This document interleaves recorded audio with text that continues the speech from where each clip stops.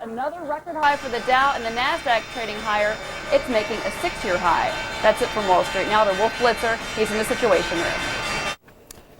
Thanks very much, and we're bringing you our program today from Capitol Hill. To our viewers, you're in the Situation Room, where news and information are coming in, new pictures all the time, and the latest information. Standing by CNN reporters across the United States and around the world, bringing you today's top stories. And they're happening right now. A post-election bombshell. Defense Secretary Donald Rumsfeld steps down after voters register their anger about the Iraq War. President Bush says the time is right for new leadership at the Pentagon. We're going to tell you who he's tapped to take the helm and what this all means for the war and for Washington.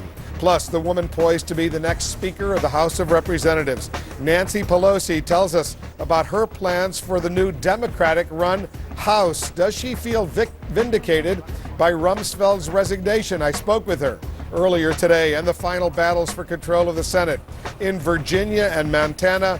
One, we say, has now been settled, the other still undecided. The 2006 election isn't entirely over yet. I'm Wolf Blitzer on Capitol Hill, and you're in the Situation Room.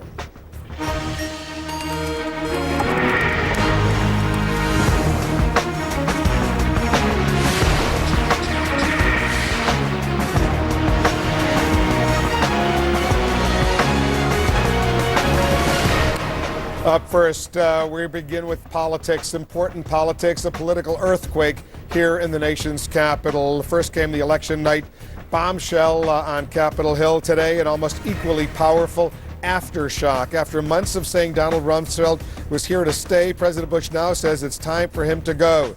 Today, Mr. Bush announced Rumsfeld's resignation as Defense Secretary. He says he'll nominate former CIA Director Robert Gates to succeed him. The three met in the Oval Office just a short time ago. At a news conference earlier today, the president acknowledged that voters across the nation vented their concerns about the war. And he said he shares a large part of the responsibility for Republicans losing control of the House. Today, Mr. Bush is promising to work with Democrats and the woman in line to become the Speaker of the House, Nancy Pelosi. She, too, is talking about partnership after a very bitter election. My one-on-one interview with Nancy Pelosi, that's coming up. In the battle for the Senate, the Democrats appear to have picked up a seat in Montana. CNN now projects that Democrat John Tester will win the Montana Senate race, defeating incumbent Republican Conrad Burns. As it stands right now, CNN projects the Democrats will win 50 Senate seats. The Republicans will win 49. The Virginia Senate contest still too close to call. It now appears Virginia will be the state that decides which party controls the United States Senate. The best political team on television standing by to bring us all the latest developments. Let's go to the White House first. Kathleen Koch with late-breaking developments there. Kathleen?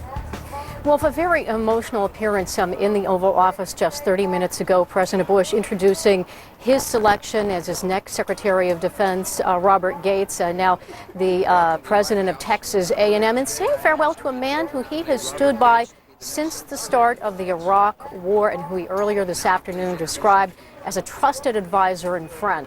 And in speaking about Robert Gates, former CIA director, President Bush said he's a patriot with a wealth of experience who would not only be able to well handle the wars in Iraq and Afghanistan, but also lead the Department of Defense and reach out to both parties in Congress.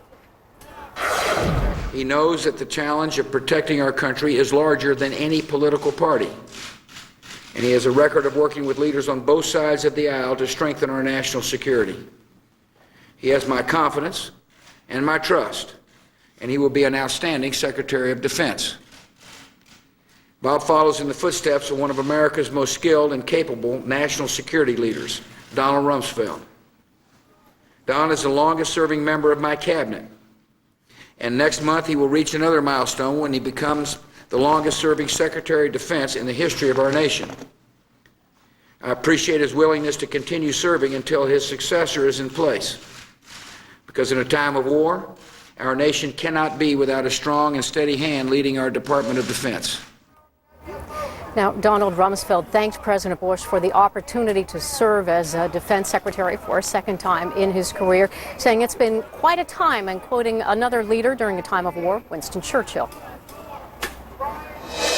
I have benefited greatly from criticism, and at no time have I suffered a lack thereof. The great respect that I have for your leadership, Mr. President, in this little understood, unfamiliar war, the first war of the 21st century. It is not well known, it was not well understood, it is complex for people to comprehend, and I know with certainty that over time the contributions you've made will be recorded by history. And an emotional Rumsfeld concluded praising the patriotism and the dedication of the young men and women in the U.S. military, saying that they have his respect and that they have been his constant inspiration. Wolf. Kathleen Koch at the White House for us. Thanks very much. Here on Capitol Hill, the ramifications are enormous, especially for the woman who would be the next Speaker of the House of Representatives. Dana Bash standing by with more on that. Dana? The Capitol today for the first time as presumptive Speaker of the House. She certainly had her talking points down. One of them was to keep pounding away at the White House for new leadership at the Pentagon. Well, little did she know she was about to get her wish. Democrats called their election night sweep a mandate for change in Iraq. Nowhere was the call for a new direction more clear from the American people than in the war in Iraq. They didn't have to wait long to see the spoils of their victories. Just as Democratic leaders sat down for a celebratory photo op, they got the news. Donald Rumsfeld was fired. I think it will give a fresh start to finding a solution to Iraq rather than staying the course. If the vote of last night from all over America didn't accomplish anything but this, it was a good night. But beyond the Rumsfeld bombshell, Democrats all but acknowledged, even with control of the House and maybe the Senate, there is only so much they can do to change Iraq policy. The president is the president of the United States. I hope that he will listen to the voices of the people and that, again, putting aside partisanship and looking to a partnership to end this war. That's part of the double-barreled approach set by the presumptive House Speaker, a pledge for bipartisanship along with a firm promise to push for new policies. Beyond Iraq, Nancy Pelosi has an ambitious agenda. In the first 100 hours, she wants to raise the minimum wage to $7.25 an hour, enact recommendations from the 9/11 Commission, cut interest rates for student loans, try to lower prescription drug prices under Medicare, and more. Democrats also promised new, strict oversight of the Bush White House. But the woman whose new caucus will be made up of many conservative Democrats from red districts also tried to allay concerns about her liberal route. House Democratic Club. Now, Republicans are also sifting through the wreckage of their losses. Today, the current House Speaker, Dennis Hastert, formally announced that he would no longer be a part of the Republican leadership. And already angry members of the Republican rank and file are saying that Republicans simply got what they deserved because the party had lost their way. And many of them are already throwing their hats into the ring to be a new crop of Republican leaders. For example, conservative Congressman Mike Pence announced formally that he would run for the top slot, what will be minority leader of the House, and he's going to have to run against John Boehner, who currently is the majority leader. Well. All right, Dana, thanks very much. And earlier today, I had a chance to sit down with the new speaker, the incoming Speaker of the House of Representatives, Nancy Pelosi. We spoke about the elections. We spoke about what's going on in Washington. And we also spoke about Donald Rumsfeld's resignation. Let's talk about the news of the day. Lots of news, but we'll start with Donald Rumsfeld. A bombshell announcement. Only a few days ago, the president said he was doing a fantastic job together with the Vice President, Dick Cheney. Is this what you wanted, Rumsfeld to step down? Yes. Well, there were two major interventions since the president's last reaffirmation of his support for Secretary Rumsfeld. One was, of course, the vote and the voice of the American people yesterday, rejecting the stay the course policy of the president in Iraq. And just before that, the voice of the military and the Army, Navy, Air Force, Marine Corps Times saying that Rumsfeld must go, to use their words. The president got the message thank heavens. And I think it signals a new change, I hope, for the better in Iraq. What do you think of his designated successor, the former CIA director, Robert Gates? Well, this is a matter for the Senate to deliberate on, and the President has proposed.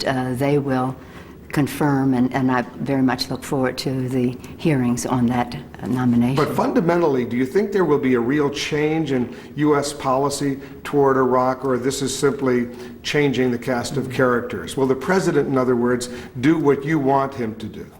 Well, first of all, the President is the Commander-in-Chief, Donald Rumsfeld, and whoever the President appoints or confirms to Gates in this case is an employee of the President. So the policy is the President's. The implementation of the policy is Mr. Rumsfeld, and that's why I think it was very important for him to go.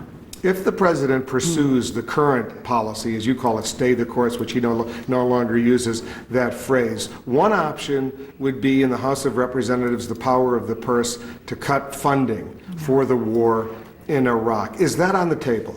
Not really. We would never. Why isn't it on the table? Well, because our troops are in harm's way. They have been sent there, whether you agree with the policy or not, and I certainly did not agree with the resolution to go to war.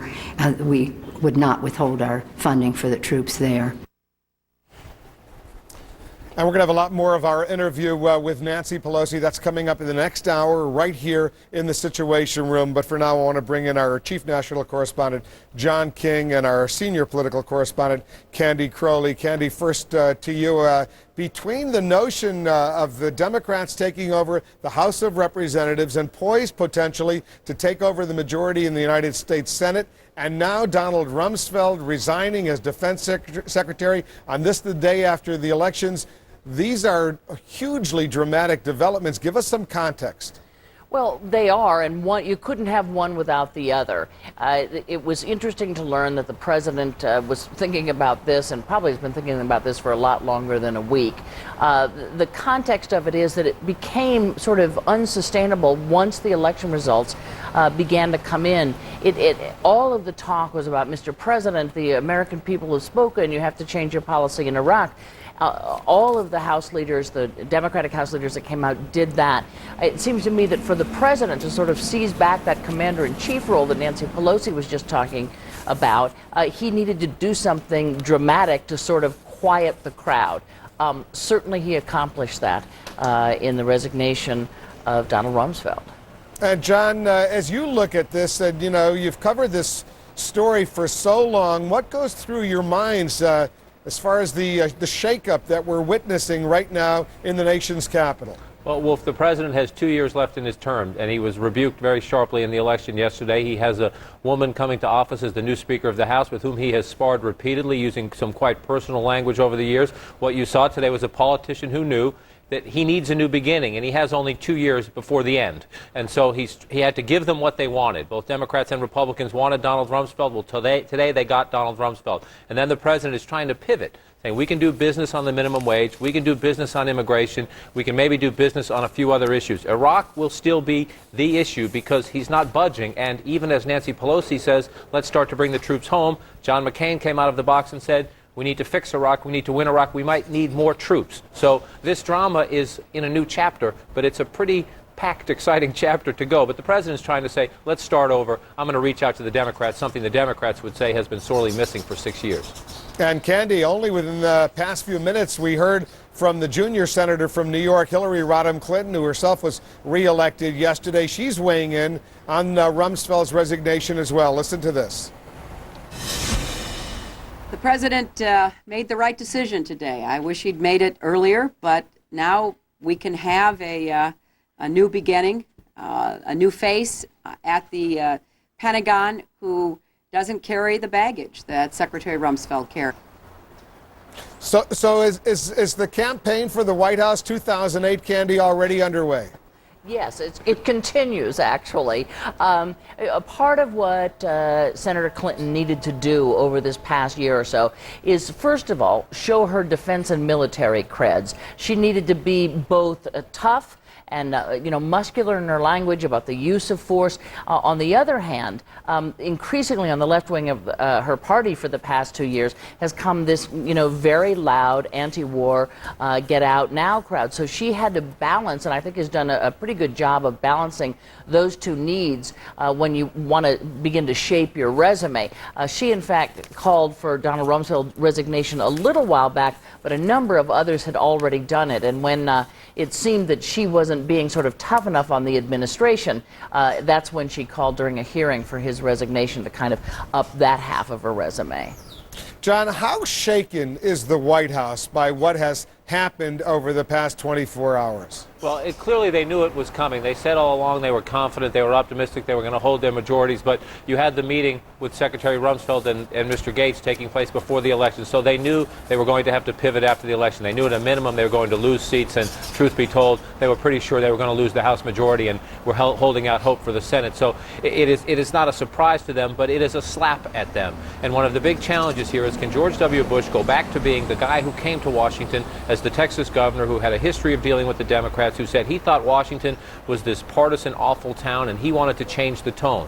The Democrats would say, and most people in the White House would concede, he has, since being president, run a clearly conservative-based driven strategy and pretty much ignored the Democrats on just about every issue. There was the education deal with Ted Kennedy early on, the Medicare prescription drug bill deal early on, but he has not, especially on issues of national security, which is now the big, here's the cliche again, elephant in the room, Iraq. He has not consulted the Democrats enough. He said he would today. He laid it out there today. We'll see how this all plays out, and boy, does Mr. Gates have a tough job. And John, I know you covered this president for a long time. When he said last week in that interview with wire service reporters that the vice president and Donald Rumsfeld were doing, in his words, a fantastic job, and he said that both of them would stay until he left office January 20th, 2009, he sort of acknowledged today, he knew that was not necessarily going to be the case, but how is he playing that? Because I couldn't but have the impression that when he said that to the wire service reporters last week, he knew it wasn't necessarily true. He did know it was true, and that's one of those moments, I guess, where you don't want to be president, and welcome to the presidency. He said that he didn't want to leak the news, didn't want the news to come out before the election because it would be viewed in a political context. So essentially, he didn't tell the whole truth. Did he lie to the wire service reporters? Did he just withhold information? We can have a semantics debate to the end, but the president conceded the fact. He was not ready to make the announcement. He thought if he gave them any hints or clues, it would throw a whole new dicey bombshell into the political climate before the election, so he fudged. He fudged indeed, and he had to acknowledge that today. John King, thanks very much. Candy Crowley, thanks to you.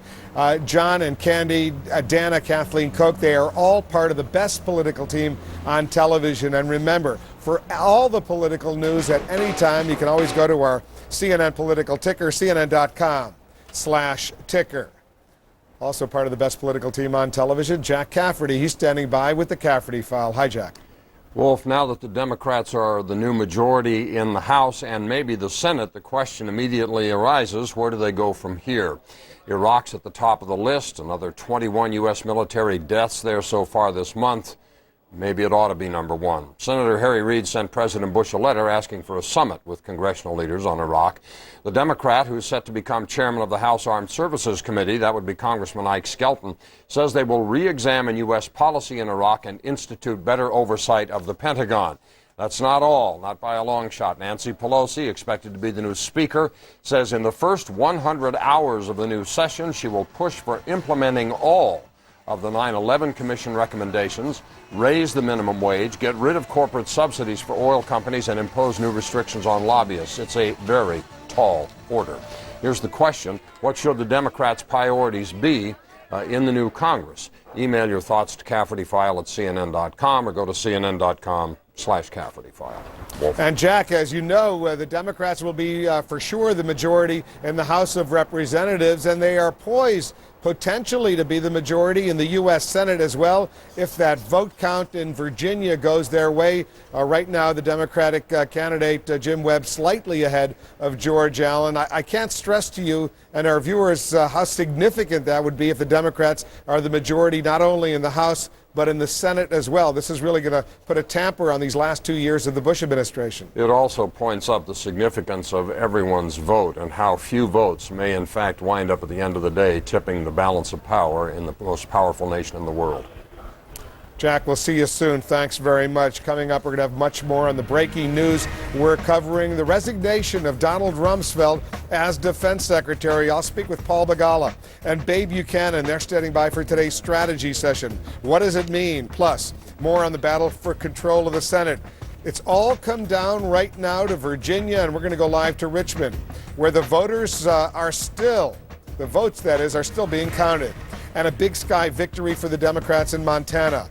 We're live on the campaign trail from Billings, Montana. And I'm live on Capitol Hill, and you're in the Situation Room. Sure, I hunt. Small game. Allergens, decimates. They're everywhere. You have to get inside their tiny brains, think like they think. And my gear? I pack a Bissell Healthy Home vacuum. This baby's loaded. Airtight HEPA system traps allergens, keeps them from going back in the air. Nice. Microban protection fused inside. Odor-causing bacteria?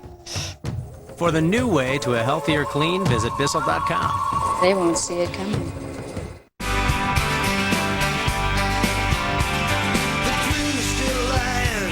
Someday it will come true. And this country, it belongs to folks like me and you. So let the voice of freedom sing out through this land. This is our country. This is our truck, the all-new Chevy Silverado. Here's some great health news from Smart Balance. New delicious Smart Balance Omega Foods. Omega Plus buttery spread with natural plant sterols and omega-3 from the sea. Smart Balance peanut butter with 1,000 milligrams of omega-3s per serving. Omega Plus light mayonnaise and omega cooking oil. They give you more omega-3s with no hydrogenation and no trans fat naturally. Smart Balance Omega Foods. So important, and you're gonna love them. Tonight, a big win for Democrats. CNN breaks down your votes, plus live The View from Iraq. CNN Tonight beginning 7 Eastern. Okay, let's do it. Stand by, Wolf. Stand by, everyone. Come to me. Here's my KQ. Use it. Cold. How close is Janet? Straight to you, Wolf. Okay, Wolf, you Roll ready? to the 1 track, go.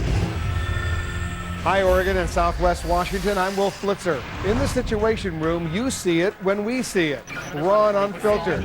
Join me in the Situation Room weekdays, 4 p.m. on Comcast, Channel 44.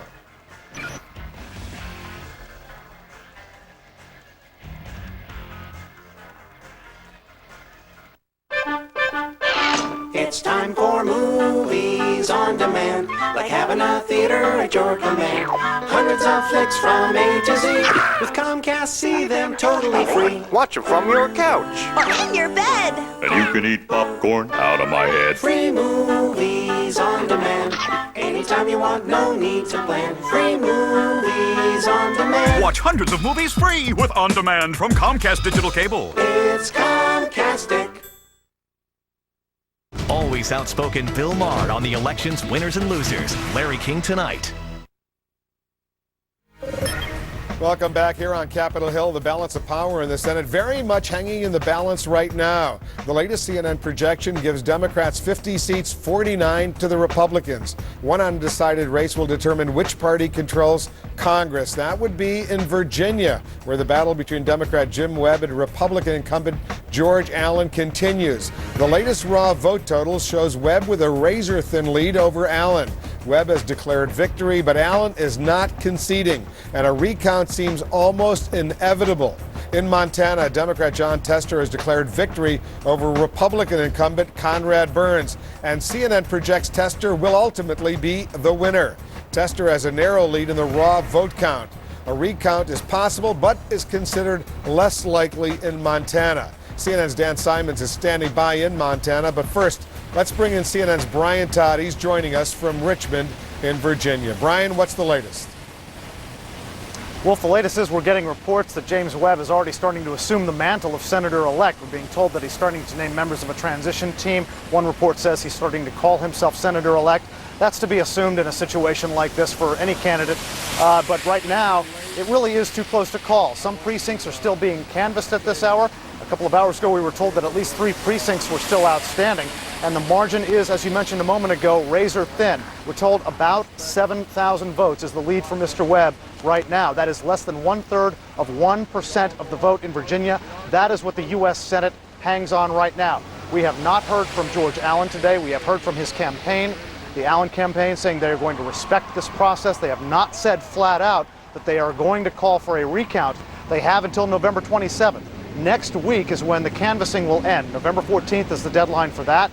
Then on November 27th is when is the deadline for the vote certification. On that date, if Mr. Allen is less than 1% of the vote behind, he has the right to request a recount, and we should know by that time whether he will do so. We can expect now that he will probably do so if this result holds the way it is. Wolf?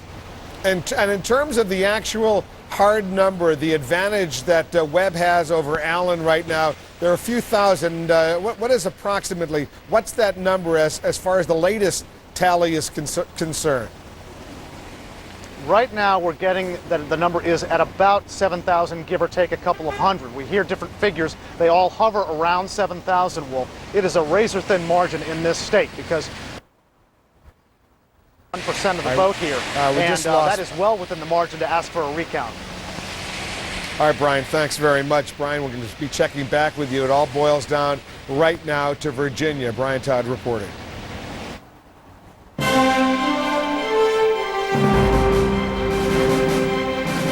And there's another development just coming into the Situation Room from Montana. Let's go to Dan Simon. He's joining us from Billings. Dan? Well, hi, Wolf. Well, CNN and others may have declared this race for Jon Tester, but Senator Burns not ready to concede. We just got this statement a few minutes ago. It's a short statement. I'm going to read it. It says, quote, Jon Tester ran a good race and has the lead right now, but it is extremely close. The state of Montana has a process in place, and it is our obligation to see it through. Now, Wolf, in terms of the numbers, right now Jon Tester has a 3,000 vote lead. In order for there to be a recount, the margin of victory has to be within 1/2 of 1%, which would mean 2,000s. We understand there are a few votes left to be counted. The next majority leader in the Senate.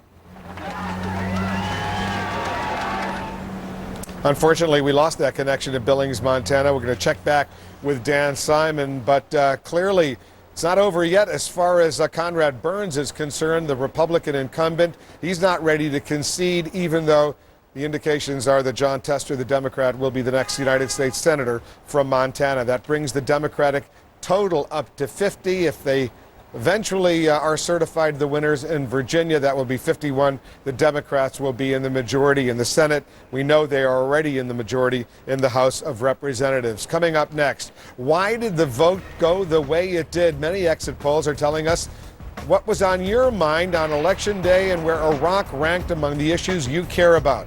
Our senior political analyst, Bill Schneider, standing by with some answers.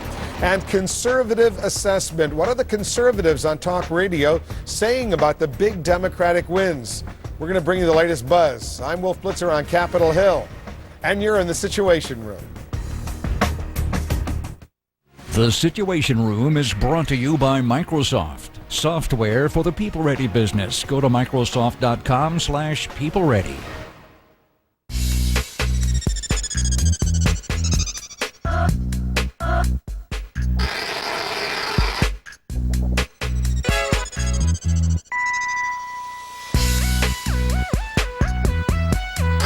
The 7th and final season, now on DVD. The end of an era. You're the future. We're counting on you. And a new beginning. You ain't seen nothing yet. He's not gonna know what hit him. With intriguing extras. It's been a hell of a ride, though, hasn't it? The West Wing, the 7th and final season, now on DVD. There are over 14 million headaches happening in this country today.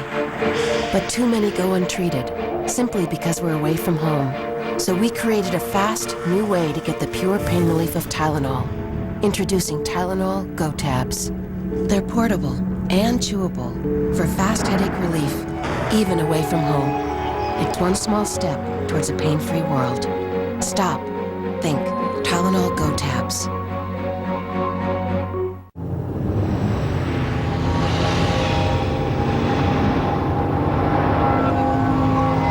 Engineered to alter your experience.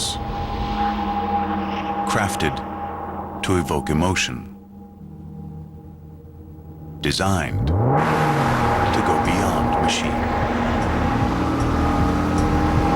The all-new 306 horsepower G from Infiniti.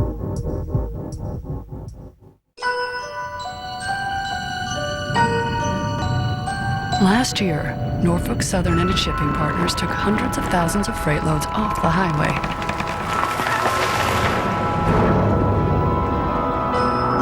In fact, they've invested millions to convert even more traffic in the coming years. So it's easy to see how the economy won't be the only thing that benefits. Norfolk Southern, the future of transportation. It's time to play Take on Orbitz. This week's winner is you. That's right, you. Orbit's Passport to Savings. Save $200 on qualifying trips to any international destination. Only when you Orbitz and go. And don't forget your toothbrush. Here's a radically simple suggestion from eLoan. You can lower your rising monthly payments by consolidating your debt with a home equity loan and paying one lower monthly rate. Just call 1-800-TRY-eLoan or go to eLoan.com. eLoan. Radically simple. Welcome back to the Situation Room. I'm Wolf Blitzer on Capitol Hill. Let's get back to our top story. The breaking news, Donald Rumsfeld calling it quits as defense secretary. Just a short while ago, President Bush appeared with Rumsfeld, and the man tapped to replace him, the former CIA chief, Robert Gates. Rumsfeld says he's benefited greatly from the criticism he's received in his tenure as the Pentagon chief. All this coming a day after voters sent a very clear message to the Bush administration about its handling of the war in Iraq. Let's bring in our senior political analyst, Bill Schneider. Bill? Wolf, does Donald Rumsfeld's resignation have anything to do with the election? You bet. What was the message of this election? Ask the winners. Nowhere was the call for a new direction more clear from the American people than in the war in Iraq. The voters' views were clear in our national exit poll. A clear majority of voters said they disapprove of the war in Iraq. Those numbers closely match people's views of President Bush, suggesting that the Iraq war now defines the president. But did it affect the vote? Yes. 59% of voters who disapproved of the war in Iraq said they voted to oppose President Bush. The more the president campaigned on the war, the fewer votes the Republicans who supported that got, and that it took its toll on the Republicans. It even took a toll on Republicans who opposed the war, like Senator Lincoln Chafee, who lost his re-election bid in Rhode Island. Chafee voted against the war, but anti-war voters in Rhode Island went nearly 2-1 for Chafee's Democratic opponent. As much as they may have liked Lincoln Chafee, they wanted to send a message to Bush. Message received? Sort of. I believe Iraq had a lot to do with the election, but I believe there's other factors as well. What were the voters trying to say? Simply this. They want to see U.S. troops begin to withdraw. Starting with Donald Rumsfeld, because nearly half of Americans polled last month said they thought the Secretary of Defense should resign. Wolf? All right, what a bombshell today. Bill, thanks very much for that. Let's bring in our senior analyst, Jeff Greenfield. Jeff, give us a little historic context right now to what's happening in Washington, D.C. Well, the question is whether this signals a change not in personnel but in policy, and I couldn't help thinking back to the Vietnam era. Early in 1968, President Johnson had become disillusioned with Defense Secretary McNamara, who himself had become disillusioned with the war and prospects for victory. He was also a close friend of Robert Kennedy, who was contemplating a challenge. So Johnson replaced McNamara with Clark Clifford, a longtime Washington insider, a veteran political operative for the Democratic Party, and a well-known hawk. At the time, the Pentagon was pushing for 200,000 more troops in Vietnam. They were already 500,000. Clifford took one look at the situation, or rather a long look, and decided the war was unwinnable, and within a short amount of time convinced the president to change course, go for a bombing halt temporary, go for negotiations, and of course not seek re-election. The question to this time is whether the appointment of Robert Gates signals some kind of decision that they have already decided to change policy, wait for the recommendations of the Jim Baker Lee Hamilton Iraq Security Group, and realize that they could not implement any kind of substantive change in Iraq policy with one of the architects of the present policy, Donald Rumsfeld. Wolf. Is there a sense that you're getting that the Vietnam analogy, and I know it's a lot of people have been making those comparisons, is applicable right now, Jeff, because this is the last 2 years of the Bush administration, and this president clearly can't get himself reelected even if he wanted to. For a while, I was one of those who didn't think there was an analogy. There was no draft and therefore much less political pressure on the president. The casualties, while awful, are a fraction of what they were in Vietnam. But the analogy, I think, is best captured by a famous song of the Vietnam era, Waist Deep in the Big Muddy. Americans do not like in long wars when they can't see either a clear path to victory or progress. As has often been said by its critics, this now has gone on just about as long as American participation in World War II. And the sense that things were not getting any better is so pervasive that, as you know, Wolf, in this recent election you had Republican after Republican, including some of the stalwart supporters of Iraq, like Chris Shea, saying maybe we need a change of course, maybe we need a new Secretary of Defense. And that's where I think the analogy is applicable, Wolf. We're going to continue this conversation. Jeff, thanks very much. Coming up soon here in the Situation Room, the former Secretary of State Henry Kissinger. He knows a great deal about wartime elections and their fallout. He'll join us in the next hour to talk about the Rumsfeld resignation, the Democratic takeover of the House. And up next, the rough morning after for Donald Rumsfeld and for President Bush. Is the Pentagon chief's resignation enough to satisfy those angry voters out there? Paul Begala and Babe Buchanan, they're standing by for our strategy session. Much more of our election coverage. Live from Capitol Hill, you're in the Situation Room.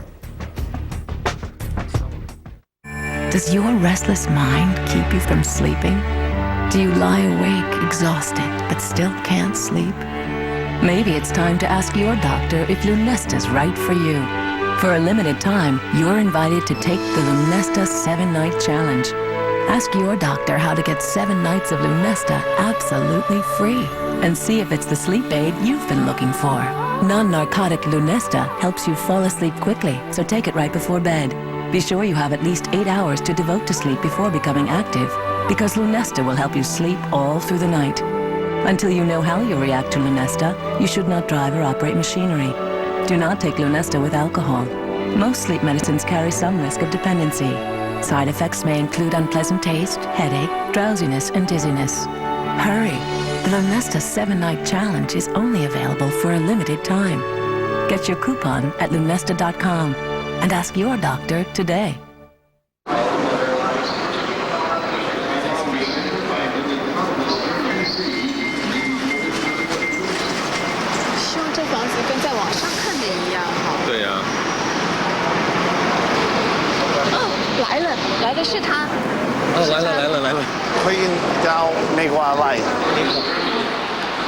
I hope I said that right. I'm Matt Tucker. Welcome to America. Oh, your Chinese is good. I worked on it all morning. Century 21. I saw several girls raped. Raped right in front of my eyes. Then they burned them to death. They killed my sons. Then my husband. And my brother. The government just wants us to disappear. The rest of the world isn't doing anything. Isn't doing anything. Anything.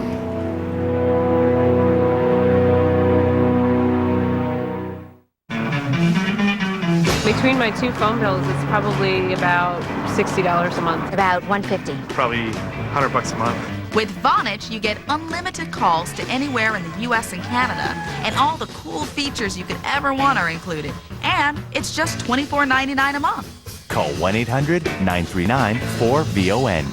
Plus, get 1 month free. Vonage, leading the internet phone revolution. An inspiring story of heroism. Our doctors and nurses in Baghdad. Gives me goosebumps when I see how strong those guys are. They have courage that I just would never expect people to have. Combat Hospital. CNN Saturday and Sunday night, 8 Eastern.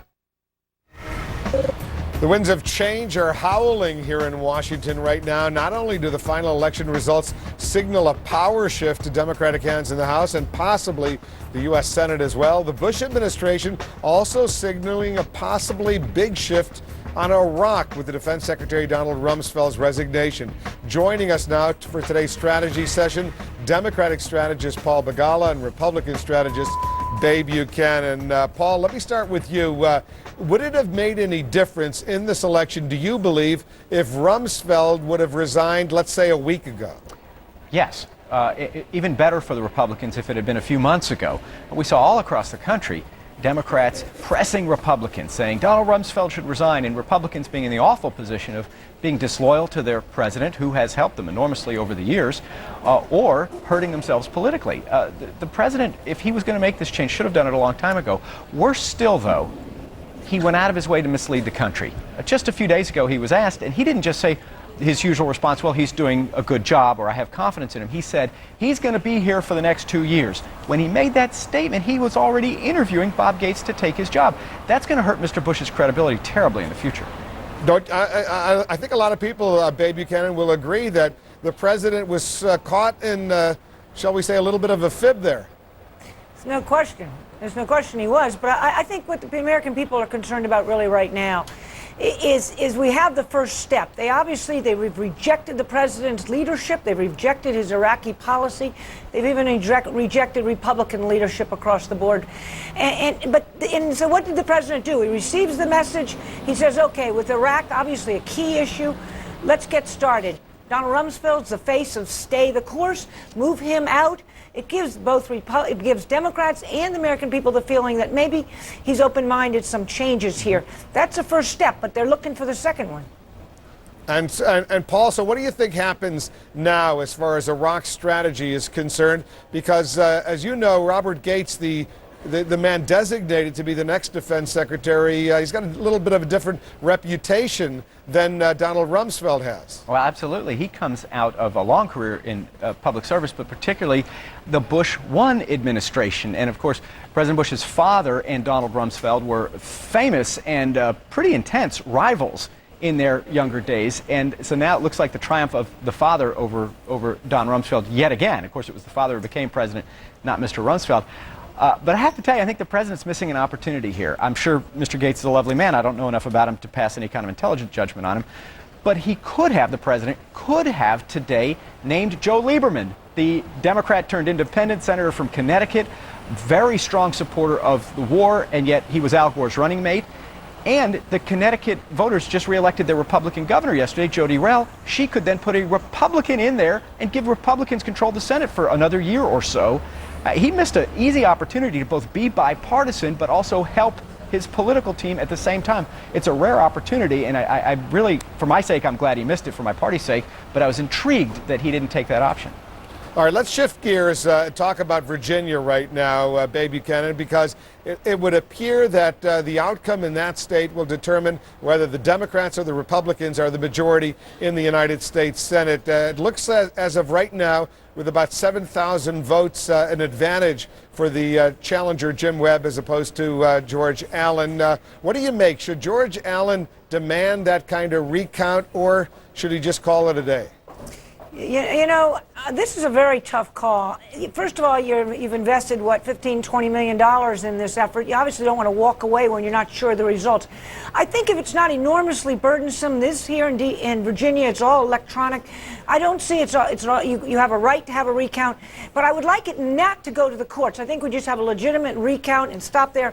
But, you know, you could have, if this thing were to flip and ended up George Allen winning it, you're going to have resentment going on across this country. It's going to be deeply felt as if we stole the Senate and the Senate. Not only that particular seat, but the Senate itself. What do you think, Paul? Yeah, I think Bay makes a good point. Senator Allen presumably still has a desire for a political future. He stumbled desperately. Just a few months ago, dummies like me were seeing him as a very serious candidate for the presidency, and now he's on the verge of being an ex-United States Senator, but he's young, and he still has a chance, I think, to have a serious career ahead of him. This period of time will define him probably even more than his years in the Senate. If he pushes his Commonwealth and our country through a long, difficult court battle the way that Bay is telling him not to, and I wish he would listen to Bay, it'll hurt him politically terribly. And guess what? He's going to lose. You're not going to pick up 7,000 votes in a recount. It's just not going to happen. So, but I'm sure he's got a lot of pressure from national Republicans saying, save the Senate. Well, the time to save the Senate was yesterday when the votes were being cast, not now in a recount. Paul Begala and Babe Buchanan, thanks to both of you very much. And as you saw earlier, Bill Schneider and Jeff Greenfield, all of them are part of the best political team on television. And remember, for the latest campaign news at any time, check out the political ticker, CNN.com/ticker. Coming up, she stands to become the first female House Speaker in American history. I sat down today here on Capitol Hill with Congresswoman Nancy Pelosi. It's an interview you're going to want to see. That's coming up at our next hour, 5 p.m. Eastern, right here in the Situation Room. Strategy Session, brought to you by Bobby, in theaters everywhere Thanksgiving Day. Senator Kennedy, welcome to the Ambassador Hotel. More and more young men keep coming back in body bags. What if Kennedy loses? We can all forget it, man. I'm 19, Jimmy. I don't want to go to Vietnam. Let's keep the brown man down. Let's send the brown man back across the border. We didn't cross the border crossed us. You're on stage in Night Shark. Then you're introducing Senator Kennedy in the embassy ballroom. Now that Dr. King is gone, Mama left with Bobby. Bobby, rated R. In theaters everywhere Thanksgiving Day.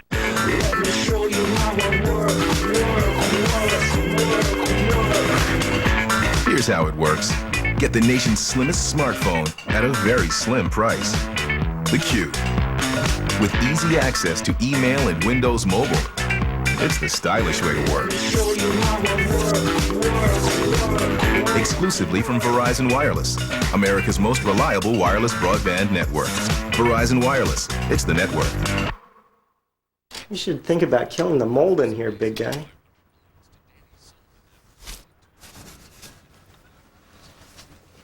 How's that work for you? There's a better way to deal with your mold problem. Big guy? Tilex, the mold killer.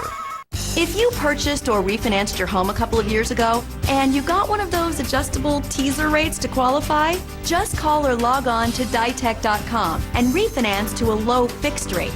Log on or call 1-800-71-FIXED. Think of the most astonishing sights. Think of Mother Nature at its best. Think blue.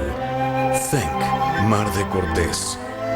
The new nautical and touristic icon in Mexico, which proves that it's possible to develop a great project while preserving the world's largest natural aquarium.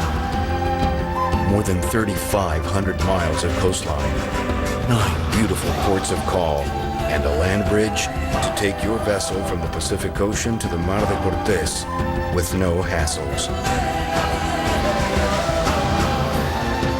World-class services for nautical tourism. Discovering magical towns, colonial cities, their culture and gastronomy, but most of all, the hospitality of their people. Discover a new world. Discover Mar de Cortés, a world born from the sea.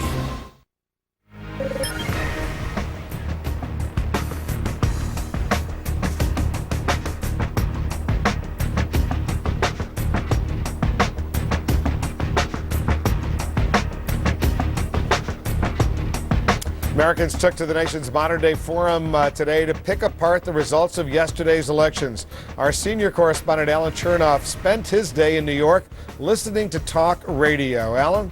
That's right, Wolf. The radio was buzzing today with calls from Democrats and Republicans, liberals and conservatives, all wanting to share their glory or their grief. After speaking with their votes yesterday, Americans today were speaking their minds on talk radio. It's gratifying to see the Americans finally wake up. On liberal talk radio network Air America, Mark from Oakland was gloating. It was just one of the most Well, Mark, incredible and wonderful feelings. Your point is well taken. We've made the first step. We've got our country back. Democrats were pumped up on talk radio today, energized, feeling new power to demand change. Here with John Gambling. Good morning. New York's Republican-leaning talk show host John Gambling got an earful from some Democratic callers this morning. Bush, wake up. Now, do you have the message? A couple of them called and said they didn't think he has the message. We have said that we do not want to stay the course anymore. We do not want Rumsfeld. We want a new foreign policy in Iraq We want someone to listen to us. I think that the Democrats have no intention of working with the Republicans for the next 2 years. What they're going to try to do is impeach the president.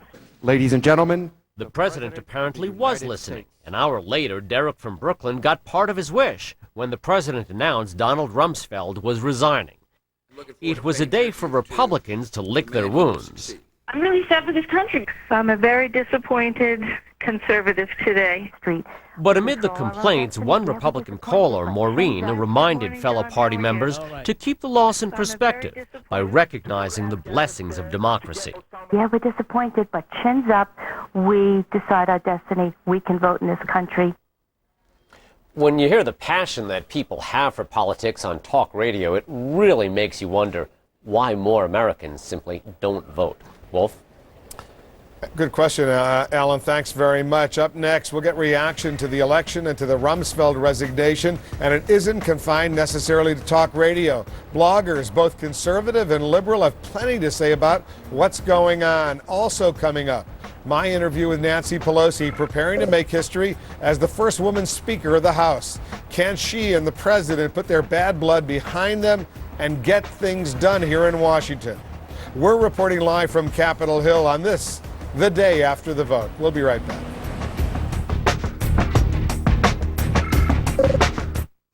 At Coors, we have a responsibility to help prevent underage drinking. As a parent, I understand that responsibility. 75% of teens say parents are their #1 influence as they decide to drink or not. That's why Coors brings you mvparents.com, a website built by Search Institute, experts on youth development. Here you'll find tools to empower your teens to make the right decisions. So visit mvparents.com and know that we at Coors are as committed as you are to preventing underage drinking. CNN Tonight at 10. Are Christian conservatives moving away from the Republican Party? Left, right, and righteous. CNN Tonight, 10 Eastern. It's time to build your future. Comcast, a leader in communications technology, is offering sales positions with unlimited commission potential. Earn respect connecting your community with the finest in entertainment products. Get comprehensive training, plus paid vacation, 401k, tuition reimbursement, and free digital cable and high-speed internet. Comcast is the career opportunity that you're looking for. Apply online at Comcast.com and start building your future today. For Portland's best selection of New Balance shoes and apparel, there's a place you'll fit right in. Come to the New Balance store. Your running headquarters. Come to the New Balance store. Portland's best selection. Come to the New Balance store. You'll fit right in. Professional shoe fitting, women's 5 to men's 16, widths AA through 6E. Come to the New Balance store. You'll fit right in. New Balance Portland, Bridgeport Village, and Pioneer Place. She was born from a ragtag group of dreamers who felt there should be more on TV than 3 repetitive channels. Cable grew to become a great American success story. Cable's fiber optics let us see far beyond the horizon. Cable employs hundreds of thousands, made the internet lightning fast, and is now working its digital magic with your phone service. Cable's ragtag dreamers made America a better place. She looks good, chip beef, such a miracle frame. Eyes slice through me when I call her name. A quick lap around the track, man, she's keeping me active. She looks good, the girl's attractive. Monty Sheldon Jaguar, 16th and West Burnside. Get to the truth. It's time for answers. Lou Dobbs tonight, CNN 6 Eastern. Returning now to our top story, the Defense Secretary of the United States, Donald Rumsfeld, stepping down. The news is being greeted around the world, but how is it being greeted online? Our internet reporter, Abby Tatton, standing by with some details. Abby? Wolf, and of course it's a day of celebrations for liberal bloggers online about their gains in the House, and also from conservatives, some of those urging wholesale change in House Republican leadership. That's how the day started, and then with the news about Donald Rumsfeld, the conversation changed a little bit online. And it's the timing of the decision as much as the decision itself that is being discussed out there. One of these to talk about this, liberal Think Progress. They're pointing out that the president told reporters last week that Rumsfeld would not be stepping down, and they're linking to the news conference today when the president said that he did that to get reporters to move on to another topic. He did not want to inject a major decision on the war into the final days, and that's been questioned by some like James Joyner, a conservative at Outside the Beltway, who's asking, well, isn't that exactly the kind of information that would have been useful to voters in the final few days? But the decision is also getting support from some conservatives online, from the National Review calling it very decisive. Michelle Malkin, another conservative, saying that this proves he's not the stubborn cowboy that some people sometimes accuse him of. But for the Liberals at MyDD, this is a site that's been supporting anti-war candidates throughout this election cycle. But Matt Stoller saying the Bush administration knew exactly what the election was about, and that is why Donald Rumsfeld is out of office. Wolf. All right, Abby, thank you very much. Up next, Jack Cafferty returns with your email. The question of the hour, what should the Democrats' priorities be in Congress? We're live on Capitol Hill, and you're in the Situation Room. Closed captioning hours provided by Nature's Tears Eye Mist Dry Relief. Nature's Tears Eye Mist, the natural way to soothe and moisturize tired, strained, dry eyes. Nature's Tears Eye Mist. Now, doesn't that feel better?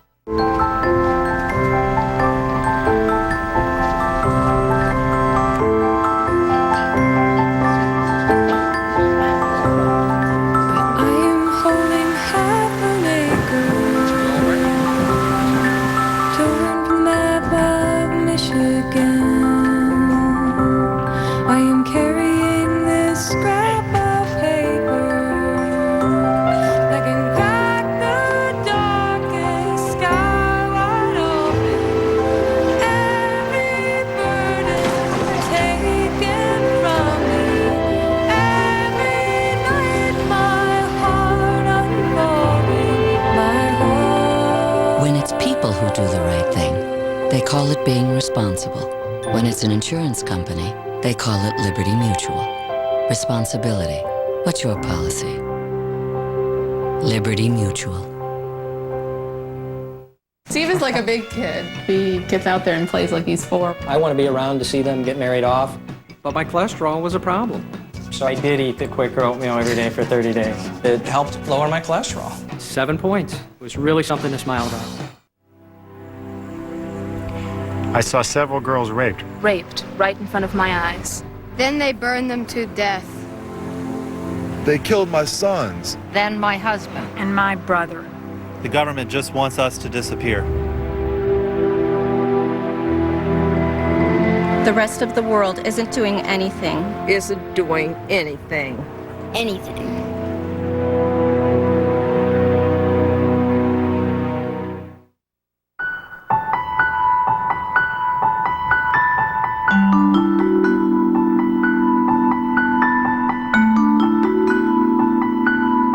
Because financial solutions have no borders or boundaries, UBS operates in only 2 locations. Everywhere. And right next to you. You and us. UBS. Kids are just better with technology than their parents. Like, by the time I graduate from college, we'll be building clean coal power plants that are pollution-free, and that includes greenhouse gases. Go here, they'll explain it. Tonight, a big win for Democrats. The campaigns are over, but the politics continue. CNN breaks down your votes and the battle for Congress. Plus live, The View from Iraq. CNN Tonight beginning 7 Eastern. Check back with Jack Cafferty. He's got the Cafferty file. Jack? The question this hour is, what should the Democrats' priorities be in the new Congress in 07? Jeff in Yellow Springs, Ohio writes, now that the Dems have ridden a wave of voter disgust with Washington into power, they better get some bipartisan work done pronto. They've got 2 years to enact the 9/11 Commission findings, promote alternative energy, and end lobbying corruption. If they waste time trying to vilify Republicans with hearings, etc., they're going to end up ticking off the voters. And as we saw last night, the voters can and do show their annoyance at the polls. Mike writes, Jack, the first and most important thing the Democrats need to do is impeach George Bush so this nation of ours can get back on the right track. Joe in Kentucky, Jack, the first priority of the new House should be to bring back the 5-day work week. The Speaker should give notice that all votes will be taken on Friday of each week. It's time to give the people the right work ethic for the overpay that they now receive. Mark in New Jersey, immigration, immigration, immigration, immigration, in that order. James, the day after the election, I haven't heard anyone talking about the genius of Karl Rove. I have 3 words for Mr. Bush. Touchdown, George, touchdown. And Richard in Galena, Ohio, the Democrats' first priority should be to become the minority party again in 2008. Wolf. Jack, thank you. And to our viewers, you're in the Situation Room, where new pictures and information are arriving all the time. Standing by CNN reporters across the United States and around the world to bring you today's top stories happening now. The aftershock from an election earthquake. Defense Secretary Donald Rumsfeld resigns, and a lame duck president apparently picks a replacement. Will there be a change of course in Iraq?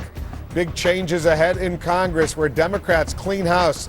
I'll have a special interview with Nancy Pelosi, slated to serve as the first woman Speaker of the House. And a seesaw struggle for control of the Senate. One last race, still too close to call. We'll take you to the battleground in Virginia. I'm Wolf Blitzer, live on Capitol Hill, epicenter of this election upheaval. You're in the Situation Room.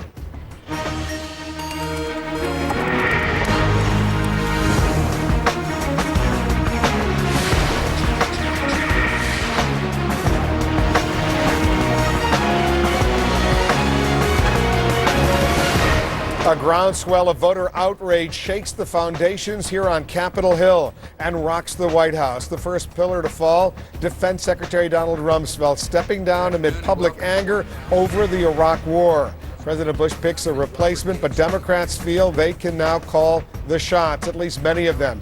Only one seat may stand in the way of their control of the U.S. Senate, but it's still a cliffhanger in Virginia.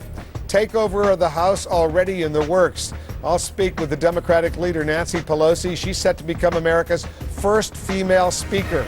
Standing by, our senior Pentagon correspondent, Jamie McIntyre. CNN's Michael Ware in Baghdad. But let's begin with our White House correspondent, Suzanne Malveaux. Suzanne? Well, Wolf, as you know, Don Rumsfeld is out, Bob Gates is in. It is really a stunning turnaround for this president, at least publicly. The news broke just before the press conference occurred in the East Room. Blackberries were buzzing.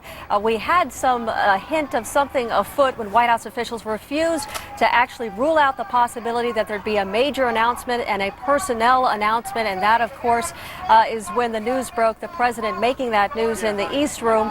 And, of course, the reason why this was so surprising, it was just a week ago that the president, in a print interview, outright rejected the possibility of Rumsfeld stepping down, saying he would take him through the remainder of his second term. But that, of course, is not happening. President Bush acknowledged that he was less than forthcoming with reporters today, saying that he and Rumsfeld actually had a series of meetings about the possibility of him stepping down, and that it wasn't until Sunday in Crawford when he met with his potential replacement. In this time of war, the President relies on the Secretary of Defense to provide military advice and direct our nation's armed forces as they engage our enemies across the world.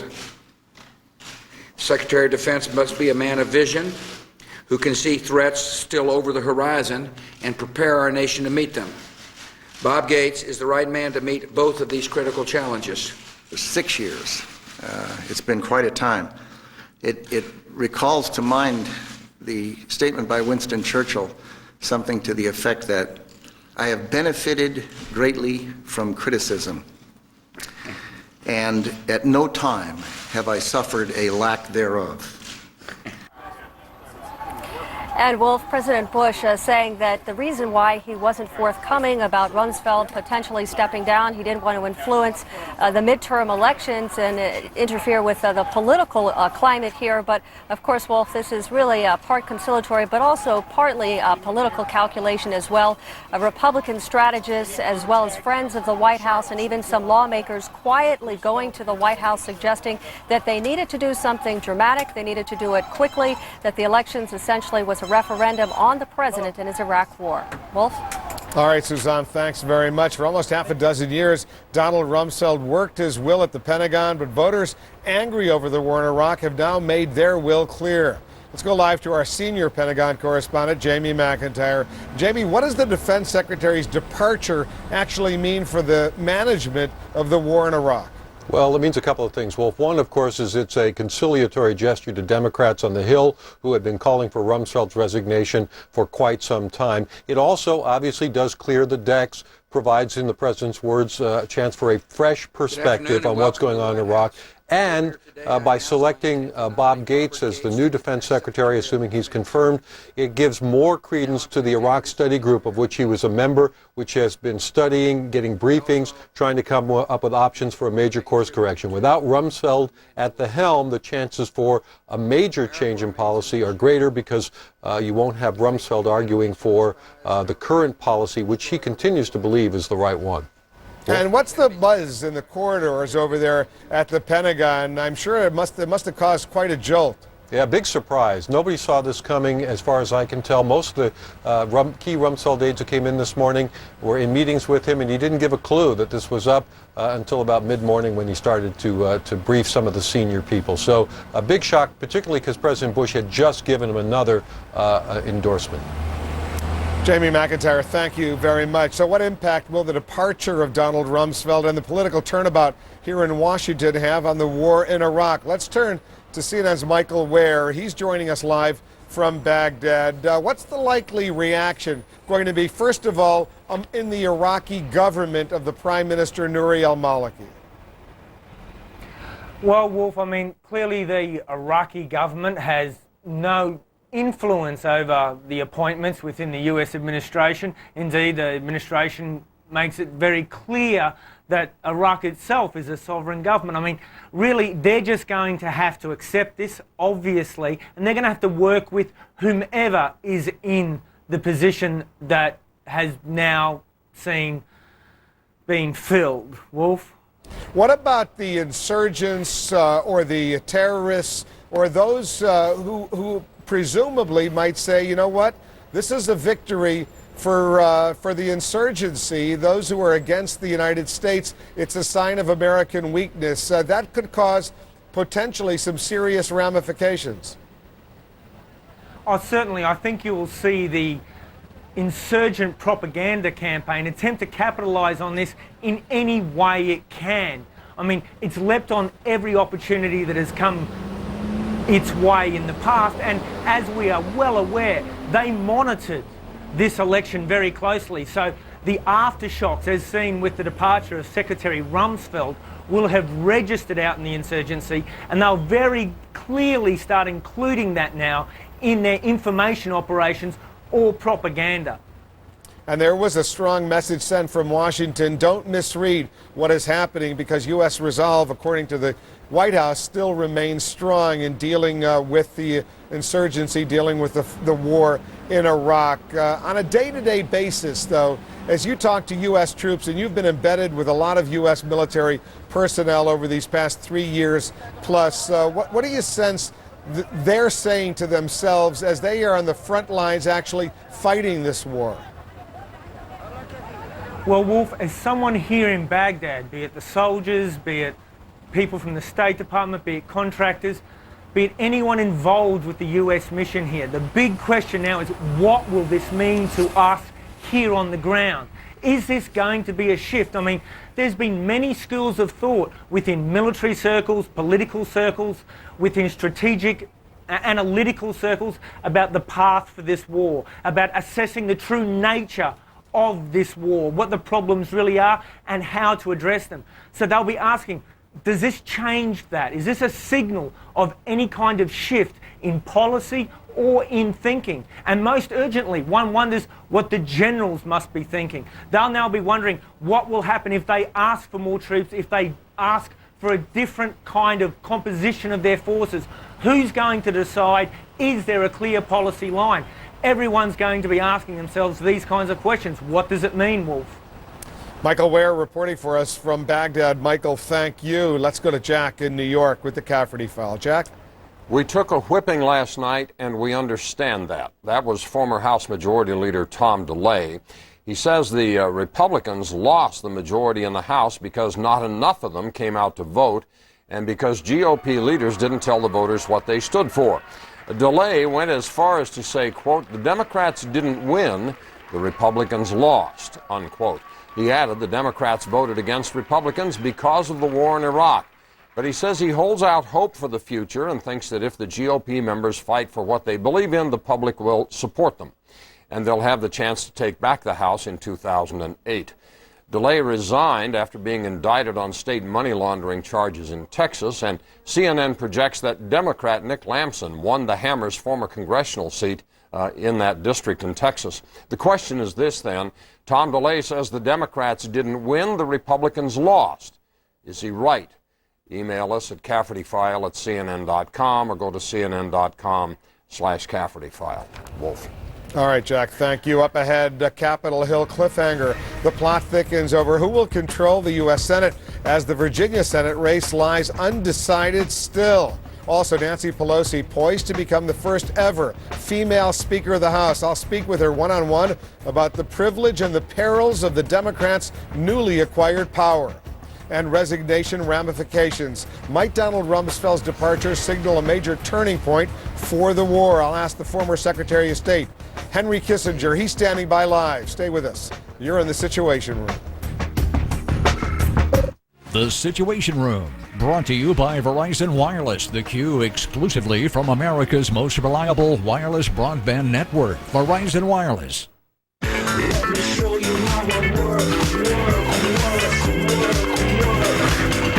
Here's how it works. Get the nation's slimmest smartphone at a very slim price. The Q. With easy access to email and Windows Mobile. It's the stylish way to work. Exclusively from Verizon Wireless, America's most reliable wireless broadband network. Verizon Wireless. It's the network. Women, at last, heighten your sexual intimacy. Introducing Zestra for Women, a patented blend of all-natural oils clinically proven to heighten sexual arousal and pleasure. Arouse your sexuality with Zestra for you and your relationship. Technology has made your morning easier. Why not your shave? The Philips Norelco Smart Touch XL is designed to shave more, with 3 shaving rings in each shaving head. And it stays on your neck, so even tricky hairs are cut. Simplicity is making every stroke count.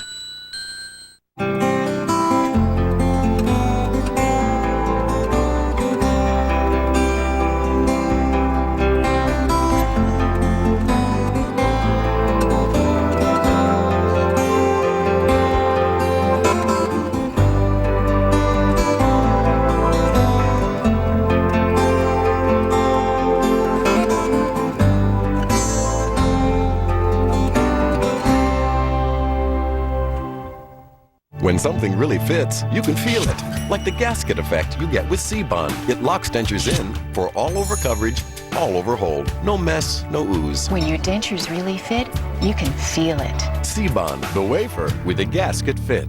Here's a radically simple suggestion from eLoan. You can lower your rising monthly payments by consolidating your debt with a home equity loan and paying Just call 1-800-TRY-ELOAN or go to eLoan.com. eLoan, radically simple. At Coors, we have a responsibility to help prevent underage drinking. As a parent, I understand that responsibility.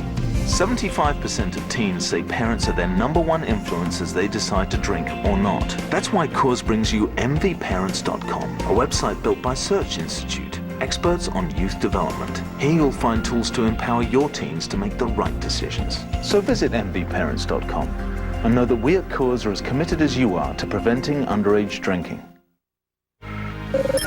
I'm Wolf Blitzer. We're live on Capitol Hill. A generation ago, he helped preside over another unpopular war. That was in Vietnam. He helped see it through to its conclusion. And joining us now, the former National Security Advisor, the former Secretary of State, Dr. Henry Kissinger. Dr. Kissinger, thanks for coming in. What do you make of this bombshell? We'll start off with Donald Rumsfeld's resignation today on this, the day after the election.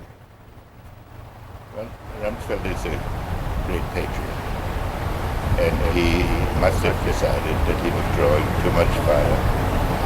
It would be too difficult to carry out his tasks, and that he wanted to provide a possibility for a different perspective.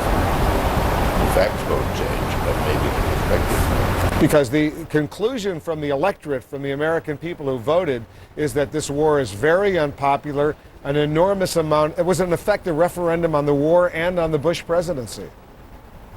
Except that there are certain objective conditions which don't necessarily respond to what the vote is. I mean, we don't want a Taliban in Iraq. We don't want terrorists to be trained in Iraq.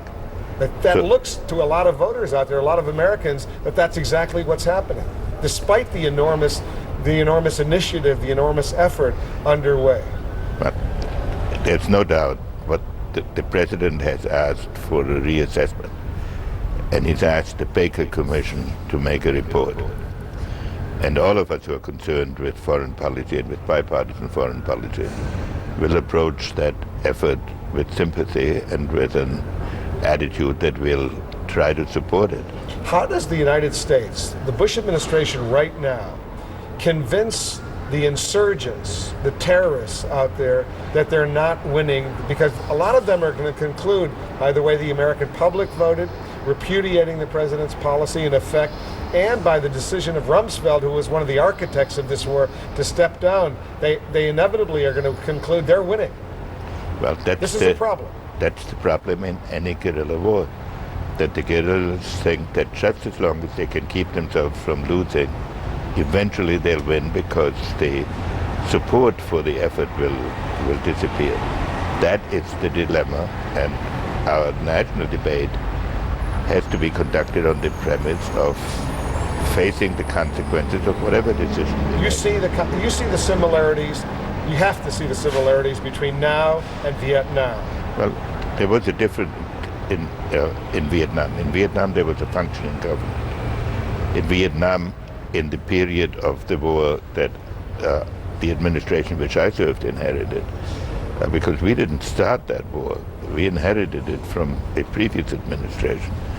In the period we inherited, there was very little guerrilla war. It was mainly a regular conventional war. And we were gaining in that guerrilla war, in that conventional war. So Vietnam was an aspect of the Cold War.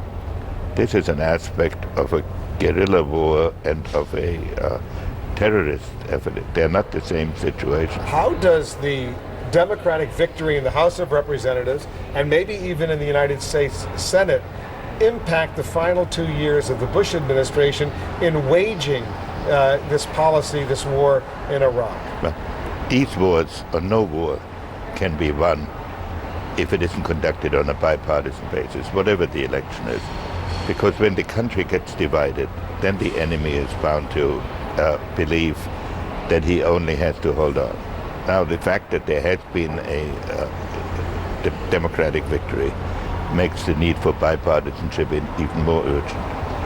But both parties have to keep in mind that after the next presidential election, the legacies of whatever happened now will still be with us, so that we should try to establish a bipartisanship not only for 2 years, but for a considerable period of time to see us through this crisis. In Bob Woodward's new book, State of Denial, he reports extensively on what he says is your extraordinary influence inside the White House, that you meet regularly with the president and the vice president to offer advice. You're here in Washington. May I ask you if you've met with the president or the vice president on this trip to give them some advice? No, I haven't met, and I don't come to Washington to volunteer advice. But they ask you for advice. When I am asked, I offer advice. but I've literally just arrived, and the second person I've seen here. So you're giving us advice, right? It's you. Will you be heading over to the White House?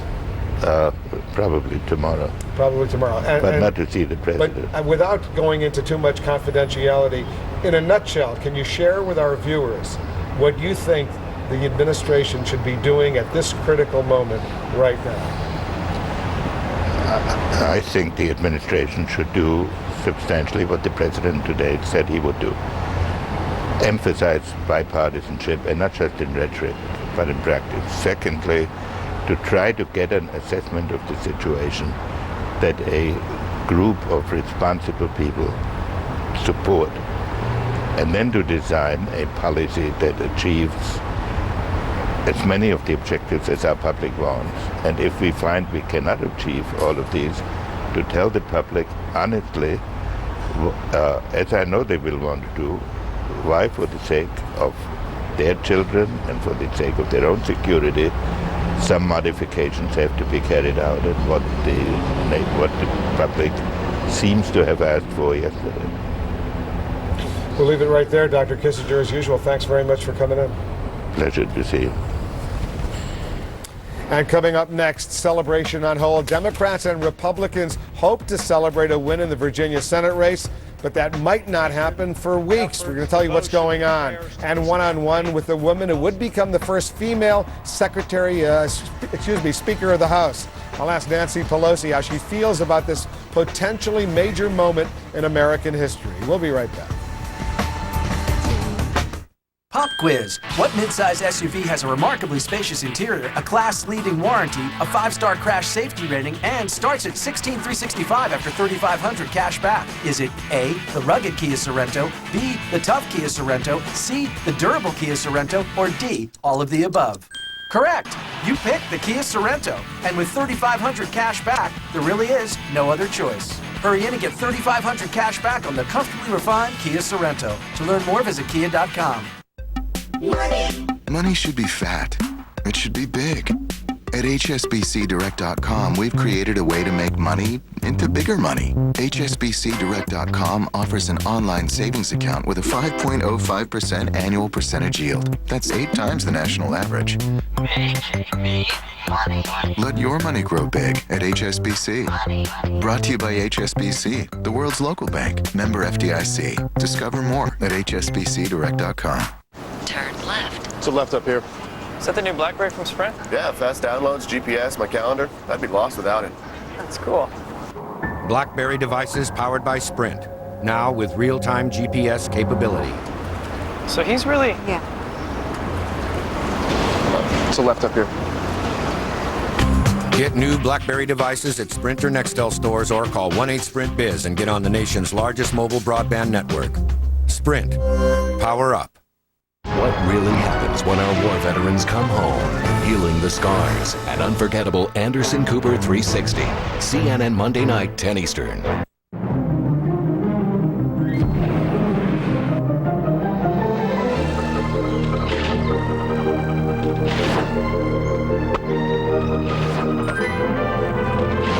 As a kid, I used technology to help people do better.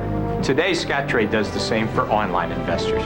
If you've been thinking about moving your account, this is the perfect time to come to Scottrade. With powerful trading tools and fast, accurate $7 trades, Scottrade gives you more for your money. Star Wars, for the first time ever.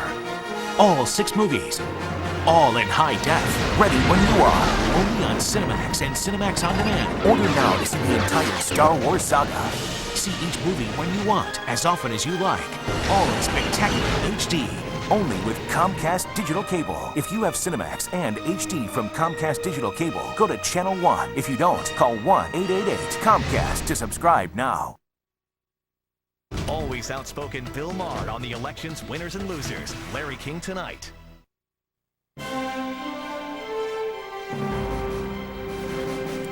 And this just coming into the Situation Room, another pickup for the House Democrats in a race that was dominated by debate about the war in Iraq. Democrat and Iraq War veteran Patrick Murphy has won the congressional seat in Pennsylvania's 8th district outside Philadelphia. He defeated Republican incumbent Mike Fitzpatrick Murphy portrayed Fitzpatrick as being willing to go along with President Bush, another major pickup for the Democrats in the House. One day after Election Day, a Capitol Hill cliffhanger continues. In Virginia, two men carry the fate of the Senate on their shoulders right now. And in Montana, one man claims victory while his opponent so far refusing to concede. We'll have more on that showdown out west in a moment from CNN's Dan Simon in Billings, Montana. But first, let's go to CNN's Brian Todd. He's watching the dramatic developments unfold in Virginia from the state capitol in Richmond. Brian? Wolf, tonight, 24 hours after you brought everyone the news that this was all unfolding, almost 24 hours later, we have a situation where the Republican incumbent Senator George Allen is on the verge not only of losing his seat, but of losing the Republicans' majority in the Senate. Mr. Allen, we have not heard from him today. We have heard from members of his staff. They all seem to be girding for a recount. They say that they are going to respect this process as it goes forward, as the precincts and everything is being canvassed right now to make sure the votes are tallied correctly. But they are making statements to indicate that they believe there were some irregularities in this vote. They had some of their attorneys speak at a news conference earlier today. They're giving all indications that they will contend this vote very, very closely. James Webb, on the other hand, Democrat, is basking in what he believes is a victory. His margin right now is only about 7,000 votes. That's less than 1% of the entire vote in this state. But Mr. Webb is already acting like a senator-elect, and we will see in a couple of weeks when this recount comes to pass, and it likely will, what will develop, Wolf. All right, Brian, thanks very much. I'll continue to watch it with you. Let's go to the other nail-biter out there, the Senate race in Montana. Their victory is being claimed, but it's not yet officially declared. CNN's Dan Simon joining us now with the latest. Dan? Wolf, while CNN and others are declaring John Tester the winner in this race, Senator Conrad Burns not ready to throw in the towel. A few minutes ago, we received a statement from Senator Burns, and it says, quote, John Tester ran a good race, and he has the lead right now, but it is extremely close. The state of Montana has a process in place, and it is our obligation to see it through. There are still votes out there that deserve to be counted. Well, in terms of where we are right now with the vote, CNN has Mr. Tester leading by about 3,000 votes. In order for there to be a recount, the margin of victory has to be within 0.5%. That would put it at only 2,000 votes. So at this point, if the numbers hold up, John Tester will be the next senator from the state of Montana. Earlier today, he declared victory. He called on Senator Burns to concede, but at this point, he's not willing to do just that. Wolf, back to you. We'll stay on top of this story as well, Dan. Thanks very much. And coming up, the woman who would become the first female Speaker of the House. She's reacting to Donald Rumsfeld's resignation. Nancy Pelosi telling us just how she feels about that and a lot more in my special one-on-one interview with her. And in other Rumsfeld reactions, how are members of the U.S. military responding to the Defense Secretary's intention to depart his post? Stay with us. We'll be right back. So my room can get a little dirty, but at least my environment's getting cleaner. Like, did you know that even though the use of coal to generate electricity has tripled since 1970, emissions, they're down 35%. Here, check it out. Princess Diana has died. Experience the most acclaimed motion picture of the year. This is a private matter. Your actions have damaged the monarchy. Who does he think he's talking to? The head of state. From director Stephen Frears, The Queen. Rated PG-13. Now playing in select theaters.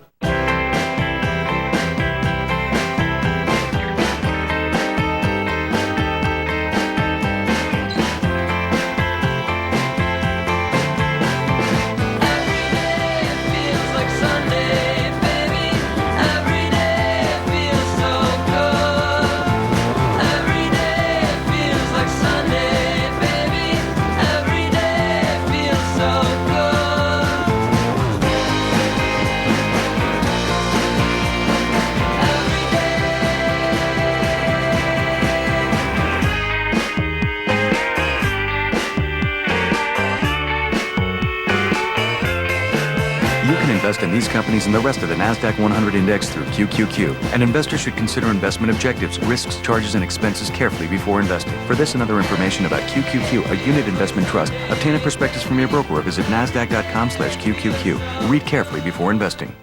Tonight, a big win for Democrats. The campaigns are over, but the politics continue. CNN breaks down your votes and the battle for Congress. Plus live, The View from Iraq. CNN Tonight beginning 7 Eastern. It's been an election earthquake as Democrats win control of the House and may yet do the exact same thing in the Senate. Set to take over one of the most powerful positions in the country is Congresswoman Nancy Pelosi of California, currently the House Minority Leader. I sat down with her for a one-on-one interview just a little while ago. Thanks very much for joining us. I don't know whether to call you Madam Speaker Designate or what's the formal title until you're actually sworn in as Speaker, January 3rd? Well, this week still Nancy. No, I'm not going to call you Nancy, but the president, when he spoke with you on the phone this morning, he called you... He called me Speaker-elect, but technically the caucus still has to act. Once they act, and then the Speaker is a constitutional officer elected by the House of Representatives, so that happens in the first week of January. I'll call you Congresswoman for the time being, but there'll be plenty of time later to call you Speaker. It's obviously a historic moment, a woman becoming Speaker of the House of Representatives. What is the impact? What does that mean for you? Well, what it means for our country, I think, is something very important. The Congress of the United States, as you know, Wolf, is an institution steeped in history and tradition. For a woman to break through what I call the marble ceiling here is something quite remarkable. It sends a message that women can do anything. And do you feel a special responsibility knowing that historically this has never happened in our country before, that a woman becomes the Speaker of the House? I do. I feel a very special responsibility. I feel a responsibility to have the most honest and open Congress, to have a Congress that has civility as its hallmark, bipartisanship in our debate, in our deliberations, and fiscal soundness, as a woman would want to have, not heaping mountains of debt on future generations. And as the first woman Speaker, I would want to conduct myself, perform my duties in a way that would be sure that it wouldn't be too long before we'd have another woman Speaker of the House. Puts a little added pressure on you, but we'll get back to that. Let's talk about the news of the day. Lots of news, but we'll start with Donald Rumsfeld. A bombshell announcement. Only a few days ago, the president said he was doing a fantastic job together with the vice president, Dick Cheney. Is this what you wanted, Rumsfeld to step down? Yes. Well, there were two major interventions since the president's last reaffirmation of his support for Secretary Rumsfeld. One was, of course, the vote and the voice of the American people yesterday, rejecting the stay the course policy of the president in Iraq. And just before that, the voice of the military in the Army, Navy, Air Force, Marine Corps Times, saying that Rumsfeld must go, to use their words. The president got the message, thank heavens, and I think it signals a new change, I hope, for the better in Iraq. What do you think of his designated successor, the former CIA director, Robert Gates?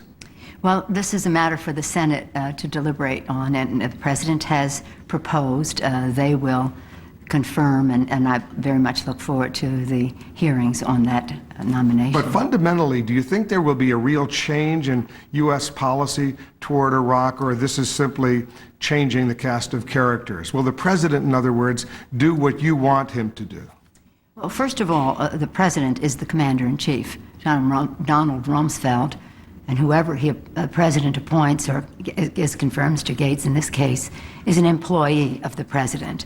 So the policy is the president's. The implementation of the policy is Mr. Rumsfeld, and that's why I think it was very important for him to go.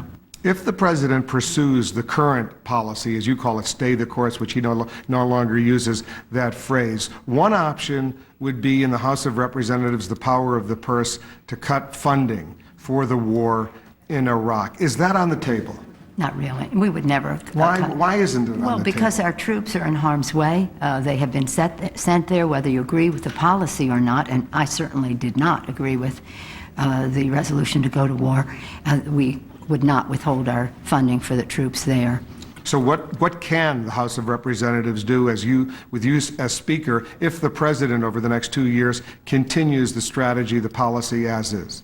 Well, what we have done, the House and Senate now, a Democratic majority in the Senate, I anticipate, Senator Reid and I, the Democratic leader there, have put forth some principles for solving the problem in Iraq. You can make recommendations, basically, yes. but there's not much more. If you're not going to use the power of the purse, there's not much more that you could do. You could do some oversight. Well, the oversight will be very important because then the truth would be revealed. But remember that stay the course has with it, whether the president changed the slogan, he hasn't changed the strategy or the approach.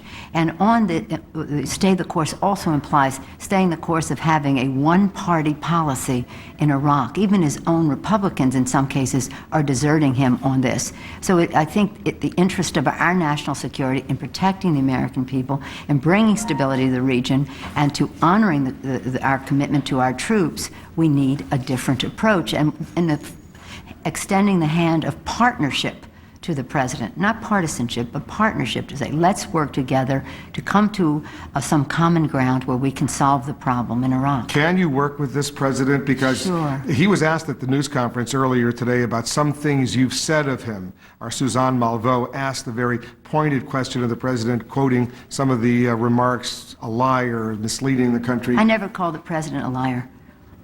I never called him that.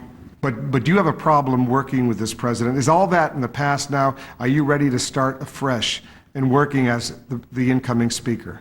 Absolutely. You know, the campaign is over. Democrats are ready to lead, prepared to govern, and absolutely willing to work in a bipartisan way, in partnership, not partisanship, with the Republicans in the Congress and with the President of the United States. The Vice President said the other day, the President has made clear what his objective is, it's victory in Iraq, and full speed ahead on that basis, and that's exactly what we're going to do. Do you consider that statement that was pre-election still operable? I would say to the Vice President that it's a little too late for full speed ahead. We've been in Iraq 3.5 years, longer than the U.S. was in Europe during World War II. So full speed ahead, I don't think so. Right now, again, we need a new direction that brings stability to the region and makes the American people safer. The power that you will have as the majority is subpoena power. When you conduct your investigations, your oversight, you said on Meet the Press back on May 7th, well, we will have subpoena power. Investigation does not equate to impeachment. Investigation is the requirement of Congress. It's about checks and balances. Tell us how you plan on pursuing using this subpoena power. Well, first of all, others have said to us, do the Democrats want to get even now that we're in the majority? We're not about wanting to get even. What we want to do is to help the American people get ahead, not to get even with the Republicans. And so as we go forward with our hearing process, which is the normal checks and balance responsibility of Congress, it will be to what is in furtherance of passing legislation that makes the policy better, that improves the lives of the American people. In order to make important decisions, you have to base them on facts. That's the only way your judgment is good. So you'll use that subpoena power as appropriate? Well, subpoena power is a last resort. We would hope that there would be cooperation from the executive branch in terms of investigating the pre-war intelligence. I don't know what those decisions will be made by our caucus with the wisdom of the committees of jurisdiction. They may or may not be a priority. We're a brand new caucus. We have many new excellent members coming in, and we will establish our priorities together. But we will not abdicate our responsibility as the first branch of government, Article 1, the legislative branch, and our checks and balances responsibility. I asked a question about subpoena power because the Vice President, once again, made clear if you subpoena him, he's not necessarily going to play ball. I have no idea that I'm going to be subpoenaed, he said the other day, and obviously we'd sit down and look at it at the time, but probably not, in the sense that the President and the Vice President are constitutional officers and don't appear before the Congress. Well, as you know, President Ford did, and he wasn't subpoenaed because he came without a subpoena. But why are we even talking about this? We're so far from that. We're at a place where we're here about the future. Whatever information we need to make the future better, to go forward, whether it's to protect our country, to end our engagement in Iraq, to make our economy fair, whatever it is, we need to move toward energy independence, I might add. That's where our priorities are. Information is central to that. So we would have hearings to obtain information. As we speak right now, the majority in the House will be the Democrats. Right now, It looks like the Democrats have an excellent chance in the Senate as well, assuming that Virginia goes to Jim Webb. It's still unclear, but if it does, the Democrats will be the majority in the Senate. Here's what you said on 60 Minutes back in October. This election is about them. This is a referendum on them. Making them lame ducks is good enough for me. Well, that was an answer to their question about impeachment. I said impeachment is off the table. That making the president a lame duck, that is to say, not a president with total power, where there is no congressional questioning, oversight, or hearings about his policy when there should be. So we now will work together. The campaign, as I said, is over. We're ready to lead, prepared to govern, and look forward to working with them. We're almost out of time, but a couple of housekeeping questions. The majority leader in the new Congress, we know Steny Hoyer wants it. John Murtha, an outspoken critic of the war in Iraq, wants it. Who do you want to be the majority leader in the House? I haven't finished counting the votes from last night. We don't even know how many Democrats we have. We know it's in the mid to high 20s. When we know who we are as a caucus, we can move forward with those races.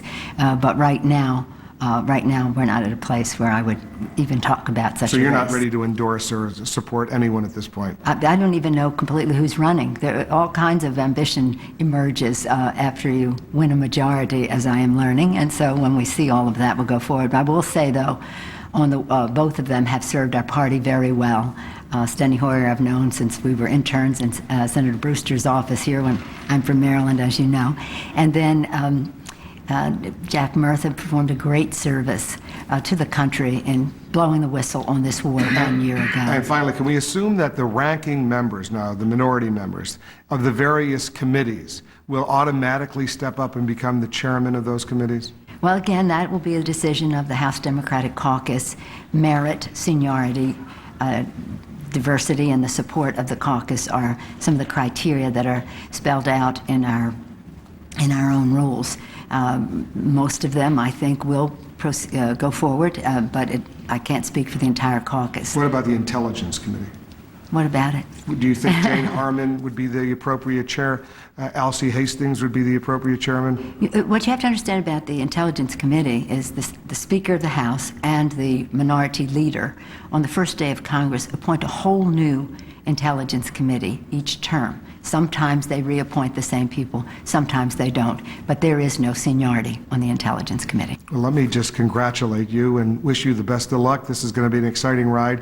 We started off that you're going to be the first woman to be the Speaker of the House, so you have an enormous amount of responsibility that comes with the job, a little bit extra, because you're making history. Well, I appreciate your saying that, and I think one of my first acts as post-election will be to become a grandmother for the 6th time. We're anxiously awaiting the birth of our grandchild, who's due the first week in November. So a good omen. We get ready for our new grandbaby as we get ready for a new Congress. Well, we'll wish you only the best on that front as well. As well. Thank you. Thank you, Wolf.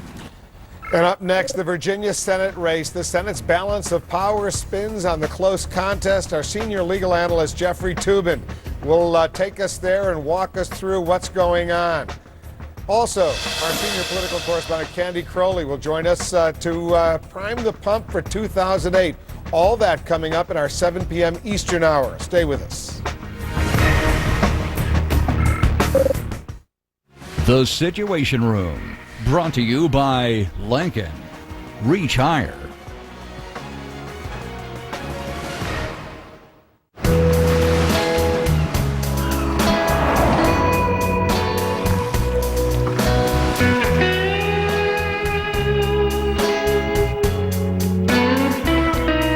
My dream was always to catch the perfect wave. And then I realized I caught 3.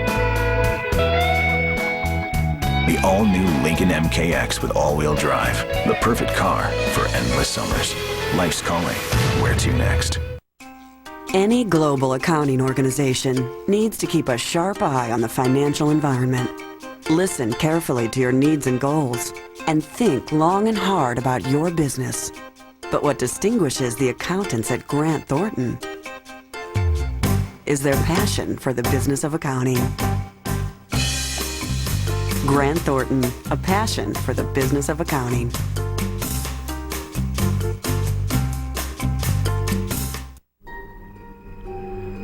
The Philips HD Flat TV with Ambilight is the only flat TV with the power to transform a mood at the touch of a button.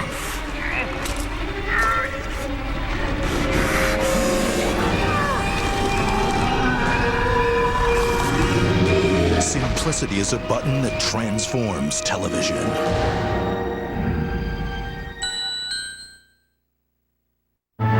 While oil and natural gas earnings compare with other major industries, we've reinvested more than $1 trillion since 1992, part of an ongoing commitment using advanced technology to find new sources of energy and protect our environment. We'll need 50% more energy by 2030, and we're working to ensure reliable supplies to keep America going strong. Log on and let us show you more. A message from America's oil and natural gas industry. Senator Kennedy, welcome to the Ambassador Hotel. More and more young men keep coming back in body bags. What if Kennedy loses? We can all forget it, man. I'm 19, Jimmy. I don't want to Vietnam. Let's keep the brown man down. Let's send the brown man back across the border. We didn't cross the border crossed us. You're on stage in 9 sharp. Then you're introducing Senator Kennedy in the embassy ballroom. Now that Dr. King is gone, Mama left no Bobby. Bobby, rated R. In theaters everywhere Thanksgiving Day. Closed captioning provided by Activon. Apply directly where it hurts. New from the makers of Head-On. Introducing Activon. Arthritis pain? Activon. Apply directly where it hurts. Activon Arthritis. In stores now. We did it for the clutch players. New beds, new lobbies. Courtyards changed it all for the go-to guys. Deeper mattresses, crisper sheets, wider open spaces with Wi-Fi, easy chairs, and freshly stocked 24-hour markets. All new, all for the players who suit up and take the field. Courtyard, redesigned by business travelers for business travelers. Go team. Lou Dobbs getting ready for his program that begins right at the top of the hour. He's standing by to tell us what he's working on. Lou? Well, thank you very much. Coming up at 6 p.m. Eastern here on CNN, we'll have the very latest on the resignation of Defense Secretary Donald Rumsfeld.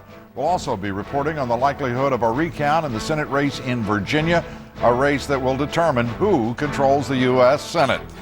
And Americans sending a powerful message to elected officials as the war on the middle class is escalating, voters demanding an increase in the minimum wage, new measures to protect private property rights. And will the Democrats' election victory make it easier for the president to push his amnesty agenda for illegal aliens through Congress? We'll have that special report and a great deal more at the top of the hour here on CNN. Please join us. Back to you, Wolf. Lou, before I let you go, what do you make of this notion that there's probably going to be a recount in Virginia, about 7,000 votes separating George Allen and Jim Webb right now? Is this a good idea for Senator Allen to be asking for such a recount? Well, I think in human nature terms and political terms, it's understandable. At the same time, we are being told by everyone from Common Cause to e-voting machine experts that it's going to be a very difficult recount and could be tantamount to another Florida 2000 in Virginia this time. So, personally, Wolf, I would urge Senator Allen, and I would say this if the roles were reversed between he and James Webb, I think the gracious and caring thing for this country would be to accede to the will of the people and forego the recount, as difficult as that may be for him. This is a time in our country's history, Wolf, I truly believe it's a time for graciousness, it's a time for class and forbearance of self-interest. Because the Republicans will argue it's not just Senator Allen's seat that's at stake, it's the Republican majority in the United States Senate. I think there's something else at stake, as I'm intimating here, Wolf, and that is it's for the good of the country. And it would be nice to see George Allen set a solid foundation for the future, for his future, for the Republican Party's future, and for the good of the country, and to forego that recount. Lou is going to be coming up right at the top of the hour, and then he's going to be staying with us throughout our 7 p.m. hour as well. Lou working a little bit harder, but he's a young guy. He can certainly do that. Lou, thanks very much. Aaron, man, partner, it was great being with you throughout the election day and night and morning. you're the best. Well, thank you very much, Lou. We'll see you at the top of the hour. I'll see you at 7 p.m. Eastern as well. Lou Dobbs coming up. Let's check in with Zane for a quick check of some other stories making news. Zane? Wolf, for the first time in 6 years, the Supreme Court has heard oral arguments in a landmark abortion case. Justices today heard lawyers for the Bush administration and abortion rights groups debate the constitutionality of a federal law banning certain late-term abortions. It's unclear how the court will rule or when. At one point, an anti-abortion protester was removed from the court chambers when he tried to disrupt proceedings. Life in prison for 6 murders in Maryland. That's the sentence delivered today to convicted sniper Lee Boyd Malveaux, now 21. Malveaux was one of 2 men found guilty of a 3-week shooting sniper spree that terrorized suburban Washington, D.C. In all, 13 people were shot in the 2002 rampage. Malveaux pleaded guilty last month to carrying out the spree with companion John Allen Muhammad, who's already been convicted. Israeli leaders have expressed regret over the deaths of civilians during an attack on Gaza today. 18 people, including 8 children, were killed in the Israeli artillery barrage on a densely populated neighborhood. They were members of a prominent Palestinian extended family. The angry exiled leader of Hamas called off a ceasefire. Militants called for attacks on Americans. Hamas leaders in Gaza quickly distanced themselves from those calls. Wolf? Thanks very much, Zane, for that. Up ahead, what really happened yesterday? The former House Majority Leader Tom DeLay says, and I'm quoting now, the Democrats didn't win, the Republicans lost. Jack Cafferty asks, is he right? We're taking your email. And next, he's been their boss for 6 years. How are the armed forces taking news that Donald Rumsfeld is resigning? We'll check with the military blog. Stay with us. You're in the Situation Room. Forgive me. A decade has passed in silence, for I couldn't shame your melody with my Parkinson's. But soon my brain will send tiny electronic notes to my fingers and bend them to my will as before. Let the neighbors bang on the walls. I will play fortissimo all night long. Find the confidence to face any condition at Cleveland Clinic. Why aren't middle-class wages going up? Why does it take 2 incomes just to get by? Lou Dobbs tonight. CNN coming up next. It's time for Answer. With Regency, you can enjoy beautiful warmth in any room. And because all Regency products are clean-burning, high-efficiency heaters, you'll save money on your heating bill. Choose from dozens of styles and hundreds of customizing accessories. Until November 9th, receive a free accessory worth up to $315. There's never been a better time to own a Regency. Please visit one of these fine dealers to select your Regency product.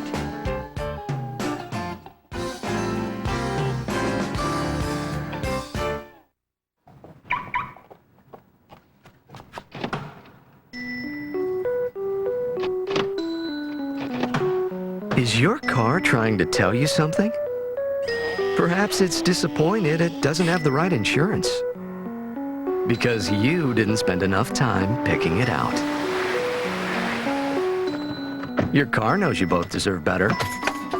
That's why you should call Amica today. We'll take the time to understand you and then help you understand your options, like single limit or split limit coverage and uninsured motorist protection. That kind of detail is hard to cover in a quick phone call. Call Amica now and start saving money today. And because we help you choose the right coverage, you could save even more down the road. We believe choosing the right car insurance is too important to rush through. And evidently... Hello, Amica. We're not alone in that opinion. Yeah. Amica, it's not just how you're covered, it's how you're treated. Considering a career change, have you dreamed of a career as a helicopter pilot? Silver State Helicopters is offering a free employment opportunity seminar Thursday, November 9th at 7 p.m. We'll show you how you can earn your commercial helicopter pilot's license in less than 18 months and start earning $50,000 to $100,000 annually. This professional training program allows you to become a commercial helicopter pilot with no upfront cost to you. The seminar is Thursday, November 9th at 7 p.m. Come see us at the Salem Municipal Airport. To reserve your seat, call 1-888-91-PILOT today. Heroes of Baghdad's Combat Hospital. CNN Saturday and Sunday night, 8 Eastern. 7 noon. Check in with Jack Cafferty. He's got the Cafferty file. Jack? Wolf, the former House Majority Leader Tom DeLay crawled out of the woodwork this morning and made the following pronouncement. The Democrats didn't win, the Republicans lost. Do you think he's right in that assessment is the question we asked. Jonathan in Glen Falls, New York wrote, Jack, this guy isn't even in the mix anymore. Isn't he one of the main reasons that the GOP got slaughtered last night? Why is anyone giving this scandalous weasel any airtime at all? Deb writes from Wimberley, Texas, the Republicans lost because of those just like Tom DeLay. The Democrats won because Americans are desperate for change and want some sort of hope for our future. Middle America and many others in this crazy world have lost a lot because of the neocons' fascist views of all of us. Tom DeLay and his gerrymandering and his outright pandering to special interests have harmed many lower-income Texans like my family. I hope Mr. DeLay crawls back into the swamp he crawled out of so I never have to look upon his lizard face again. Jennifer in Pontotoc, Mississippi, Tom DeLay is right. It is certainly a great loss for us, and it will make it harder for the president to get Congress to pass vital bills. Even though I'm a woman, I believe that men should be the leaders, and I dislike the idea of a madam moderator in the House. Sue in Clarksville, Georgia, the Republicans didn't win, neither did the Democrats. America won. It's time to realize our political parties need to work together for the welfare of America and not for the individual parties. That's the message Americans sent to Congress last night. And Chris in Warden, Illinois writes, Jack, when the Cardinals won the World Series, you didn't hear the Tigers saying, oh, the Cards won just because we lost. That is just stupid. If you didn't see your email here, you can go to cnn.com/Cafferty file and read some more of these online. Wolf. All right, Jack, thank you. So what are members of the United States military saying about Donald Rumsfeld's resignation? Our internet team standing by to show us. Stay with us. CNN Tonight at 10, a moment of reckoning for evangelicals and politics. Are they moving away from the Republican Party? What do Christian conservatives do now? Left, right, and righteous. CNN Tonight, 10 Eastern.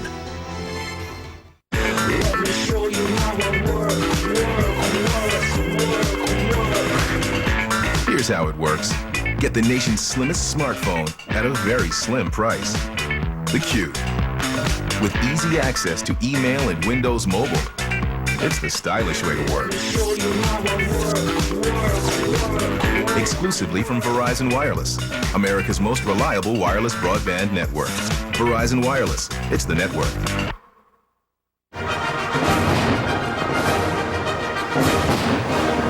When you have one of the best money market rates in the country, you just have to celebrate. Go to eTrade.com and be blown away. At eHarmony, you don't search for a match. We bring highly compatible matches to you based on 29 proven dimensions of compatibility. Log on to eHarmony.com and get your personality profile, a $50 value, free. At our recent offsite, I picked up this juicy tidbit. SAP has software for mid-sized businesses. Trust me. It's juicy. Flight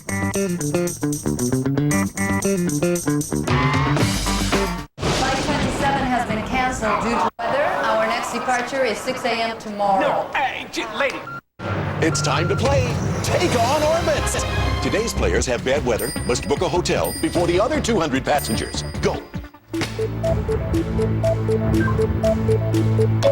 Awkward? Yes.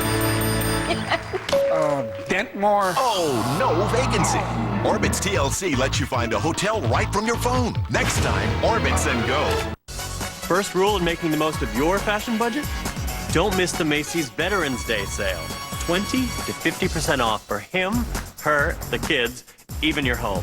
And take an extra 10 to 15% off when you use your Macy's card. Rule 2, shop now for the best stuff. You know, before the holiday crowds get it all. Macy's Veterans Day sale. Way to shop. Are you a homeowner with a first mortgage, second mortgage, auto loans, student loans, or credit card debt? Or would you like to consolidate your debts into one low monthly payment? Log on or call 1-800-71-FIXED, a GMAC company.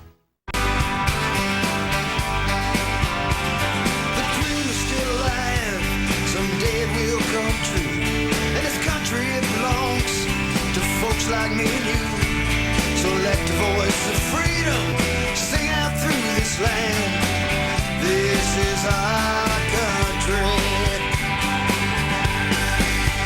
This is our truck, the all-new Chevy Silverado.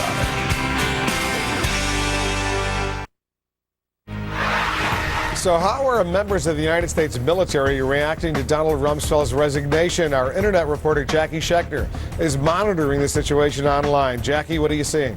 Wolf, we're starting to see reaction just coming in. We've got some from the front lines in Afghanistan from a sailor who's actually helping out with the U.S. Army on the ground, wondering about the overall change in leadership, not just Rumsfeld leaving, but the Democrats coming in, and wondering if this means now the development of an exit strategy. Really just curiosity and wonderment at this point. It's a little early to get reaction coming out of Iraqi blogs on the front lines or servicemen on the front lines just because the news broke so late in the day for them. But we are getting plenty of military bloggers here in the United States that are reacting. This is a soldier who served in Ramadi. He was a sniper, and he's now recovering from some wounds in New England. But he says this is a double-edged sword for him, that for somebody who supports the war, that it's tough to see the architect of the war depart. Now, we've also got James Hansen, who goes by Uncle Jimbo. He blogs at black5.net. He's retired special ops, and he's actually very angry at President Bush. He says, why not make this Rumsfeld announcement before the election?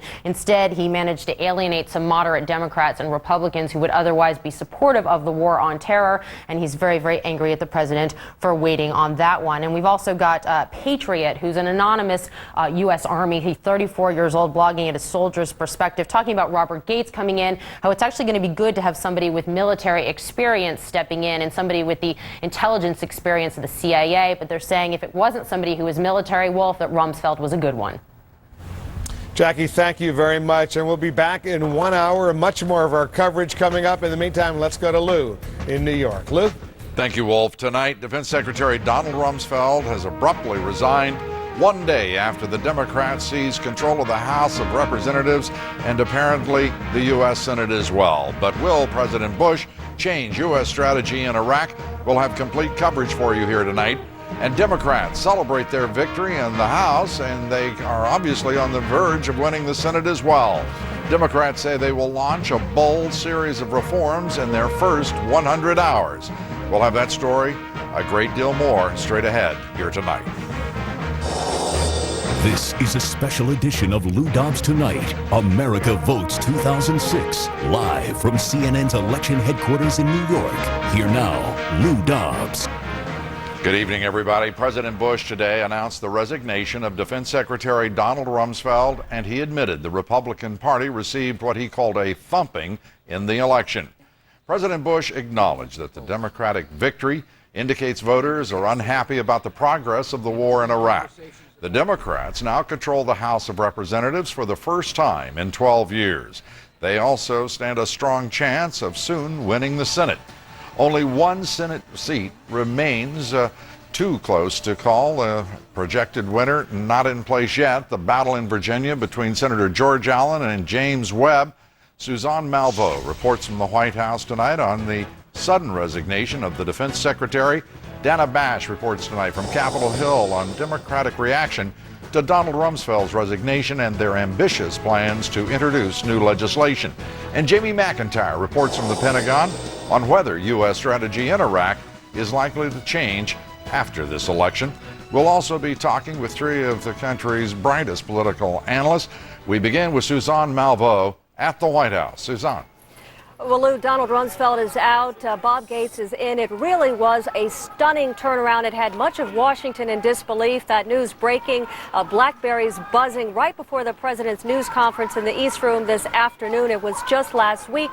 President Bush, in print interviews, reassured reporters that Don Rumsfeld was here to stay through the remainder of his term.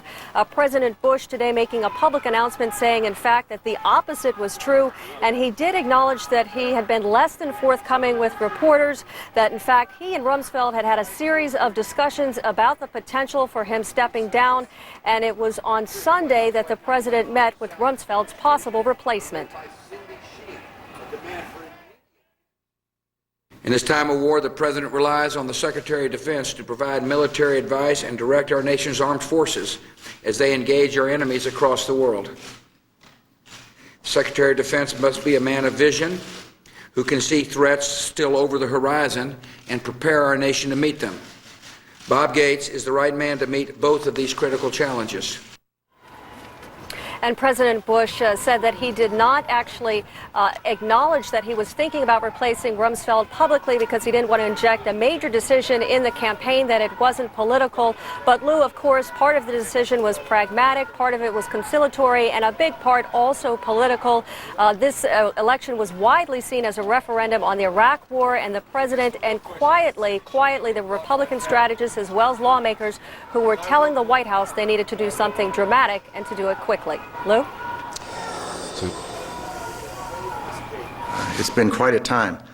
It recalls to mind the statement by Winston Churchill, something to the effect that I have benefited greatly from criticism, and at no time have I suffered a lack thereof. And Lou, of course, Bob Gates will have to go through a process, the Senate approving him, and that Senate composition could change depending on the kind of information we get, perhaps the next couple of weeks, whether the Democrats as well will take control of that chamber. Lou? Thank you very much, Suzanne Malveaux from the White House. The resignation of Donald Rumsfeld is unlikely to lead to any major changes in U.S. strategy in Iraq, at least in the short term. Nearly 150,000 of our troops are fighting insurgents and terrorists in Iraq. Jimmy McIntyre reports from the Pentagon now. Jimmy, just what effect, if any, will the resignation of the Defense Secretary have on the management, the conduct of this war? Well, Lou, it's interesting that President Bush said in his private conversations with Rumsfeld that Rumsfeld himself admitted that the war in Iraq needed a fresh perspective. He said that Rumsfeld himself understands that Iraq is not working well enough, fast enough, and that played into President Bush's decision to replace his embattled defense chief, he claims, even before he knew the results of Tuesday's elections. Rumsfeld always said he served at the pleasure of the president, and as he was leaving said that he felt the war on terror was misunderstood. But by selecting Bob Gates, the former CIA chief, Bush appears to be signaling that he's going to be giving more weight to the recommendations of the Iraq Study Group, headed by former Secretary of State Jim Baker and former Congressman Lee Hamilton. Gates was a member of that group, and he, as part of that, received briefings from U.S. commanders in Iraq and had a good handle on where the recommendations of that group were going. But Rumsfeld's departure was greeted both by Republicans and Democrats as something that was an opportunity for a fresh start, and in a way, it was smart politics as well, because it puts the onus, takes away an issue for the Democrats and puts the onus on them to cooperate on the way ahead in Iraq. So I think we will see some kind of course correction in the days and weeks ahead. Lou? Thank you very much, Jimmy McIntyre from the Pentagon. Insurgents in Iraq have killed 2 more of our troops. A Marine killed in Al Anbar province west of Baghdad, a soldier killed near Kirkuk in northern Iraq. 2,839 of our troops have now been killed, 21,572 of our troops wounded. Of those, 9,820 seriously. Turning to the outcome of the election and the new balance of power in Congress, in the House, the Democrats are now in control with a net gain of 29 seats, giving them a 229-seat position. The Republicans had a net loss of 28 seats, and in the Senate, a net gain of 5 seats for the Democrats, giving them 50 seats. The Republicans have had a net decline of 5 seats, leaving them with only 48. But control of the Senate hangs on one race that remains undecided. All eyes now on Virginia as Democratic challenger James Webb holds on to a slight lead over incumbent Senator George Allen. We'll be going live to Virginia later here in this broadcast, and Democrats believe voter anger and frustration with the president's conduct of the war was a major factor behind their victory. Democrats say the resignation of Donald Rumsfeld is an important first step, but they say the Bush administration must do far more to address voter concerns about the war. Dana Bash reports from Capitol Hill. Democrats call their election night sweep a mandate for change in Iraq. Nowhere was the call for a new direction more clear from the American people than in the war in Iraq. They didn't have to wait long to see the spoils of their victories. Just as Democratic leaders sat down for a celebratory photo op, they got the news. Donald Rumsfeld was fired. It will give a fresh start to finding a solution to Iraq rather than staying the course. If the vote of last night from all over America didn't accomplish anything but this, it was a good night. But beyond the Rumsfeld bombshell, Democrats all but acknowledged, even with control of the House and maybe the Senate, there is only so much they can do to change Iraq policy. The president is the president of the United States. I hope that he will listen to the voices of the people and that, again, putting aside partisanship and looking to a partnership to end this war. That's part of the double-barreled approach set by the presumptive House Speaker, a pledge for bipartisanship along with a firm promise to push for new policies. Beyond Iraq, Nancy Pelosi has an ambitious agenda.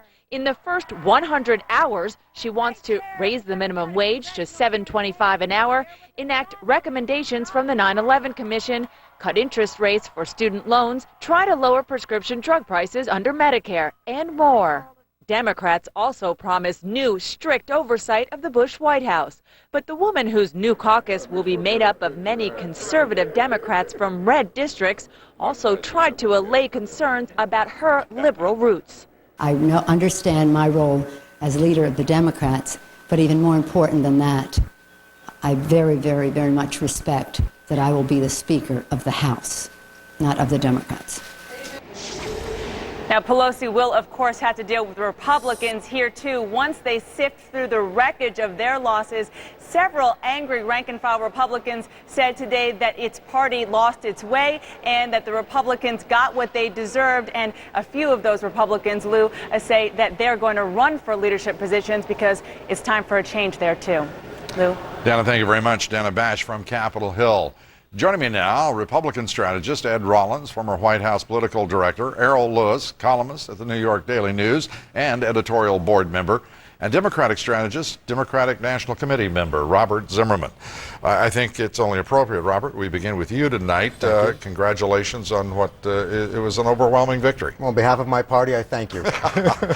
Now, how much of that is that victory is to the credit of the party, and how much of it is, do you think, blamed appropriately upon the Bush administration and a congressional leadership that failed to meet the expectations of voters? You know something? With all the frustration and all the anxiety about the Bush agenda, the bottom line is if you didn't have a Democratic Party that was prepared to be a 50-state party, we would not have been competitive. And I really have to give credit to Howard Dean and Rahm Emanuel and Chuck Schumer in their selection of candidates and in Dean's strategy of building a Democratic Party that was competitive in 50 states. It wasn't just the victories that we had, it's where we won them, in states that really were, for many years, off limits. And not a single Democratic incumbent lost his or her seat. That's exactly right. I mean, that's remarkable, Ed Rollins. That's unbelievable, and I think to their credit, you know, first of all, the absurdity to me is, as I've said on the show many times, why the president allowed them to dictate the agenda, and if he was willing to dump Rumsfeld, which obviously he was willing to do today, why didn't he do it 2 months ago? Why didn't he give Republicans an opportunity to basically say things were going to be different in the second term? And I think that may have made some difference. It certainly would have changed the overall dynamics, but to wait till today to do this and to basically mislead the press last week on doing this convinced a lot of voters that he was trying to sell the war and he couldn't sell the war and nothing was going to be any different, and he forced a lot of Republicans to run under that banner, and that was a destructive banner. When you say basically mislead the press last week, told him he was keeping Rumsfeld to the end, and that's not an honest statement. It's not, and I think that maybe it could also be framed as a straight-out lie. You have to give him credit for being candid about the fact he lied, but he straightforwardly lied. Errol, let me ask you this: this election has produced obviously euphoria on the part of the Democratic Party, some despondency amongst Republicans. Where does it move us in terms of the common good, the national interest, in the interests that are most important? That is the quality of life for middle-class Americans, a standard of living, these basic issues. Well, there are some of those that are going to get dealt with allegedly in the first 100 hours, and it'll be good to see whether or not we finally get some progress on the minimum wage. What the president said by way of offering an olive branch in his press conference today suggested that he might help move it along. So that'll affects 7 million people right off the bat. So there could be some progress right in that area. But there are other issues like stem cell research that really haven't been fought out. You know, the Senate race in Missouri, arguably the margin of victory for the Democrat there, Claire McCaskill, was pretty much the same as an initiative on stem cell research. But that's not a national consensus. That's not a national battle. And we'll see if some of these other things get moved on, or if indeed this becomes yet another fight over the conduct of the war in Iraq. Okay. Our panel will be with us throughout the broadcast as we examine the issues and the events of the day. We'll also be joined here later. 2 retired military commanders who have publicly called for Donald Rumsfeld's resignation in criticism of his conduct of the war in Iraq. Christine Romans joins us here to report on voters' powerful message to Washington, D.C. about the escalating war on the middle class. And will the Democratic victory make it easier for President Bush to push his amnesty agenda for illegal aliens through Congress? We'll have that special report and the battle to control the U.S. Senate hanging in the balance. Senator George Allen, Democratic challenger James Webb. They're tied, almost. We'll have a live report for you from Richmond, Virginia. Here next. Stay with us.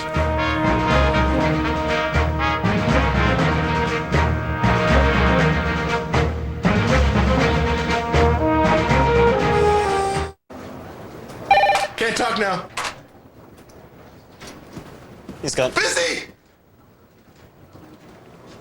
I can't get that. I'm in the zone over here. Hee-haw. You know how FedEx helped us with all our shipping needs? Overnight, ground, even the heavy stuff. And with fast, reliable deliveries and flexible pickups, I don't think Scott's gotten used to not being so busy. Work, busy bee! Grow your business with customized shipping solutions from FedEx. Together, we can make a difference. That's why American Century Investments created Livestrong portfolios.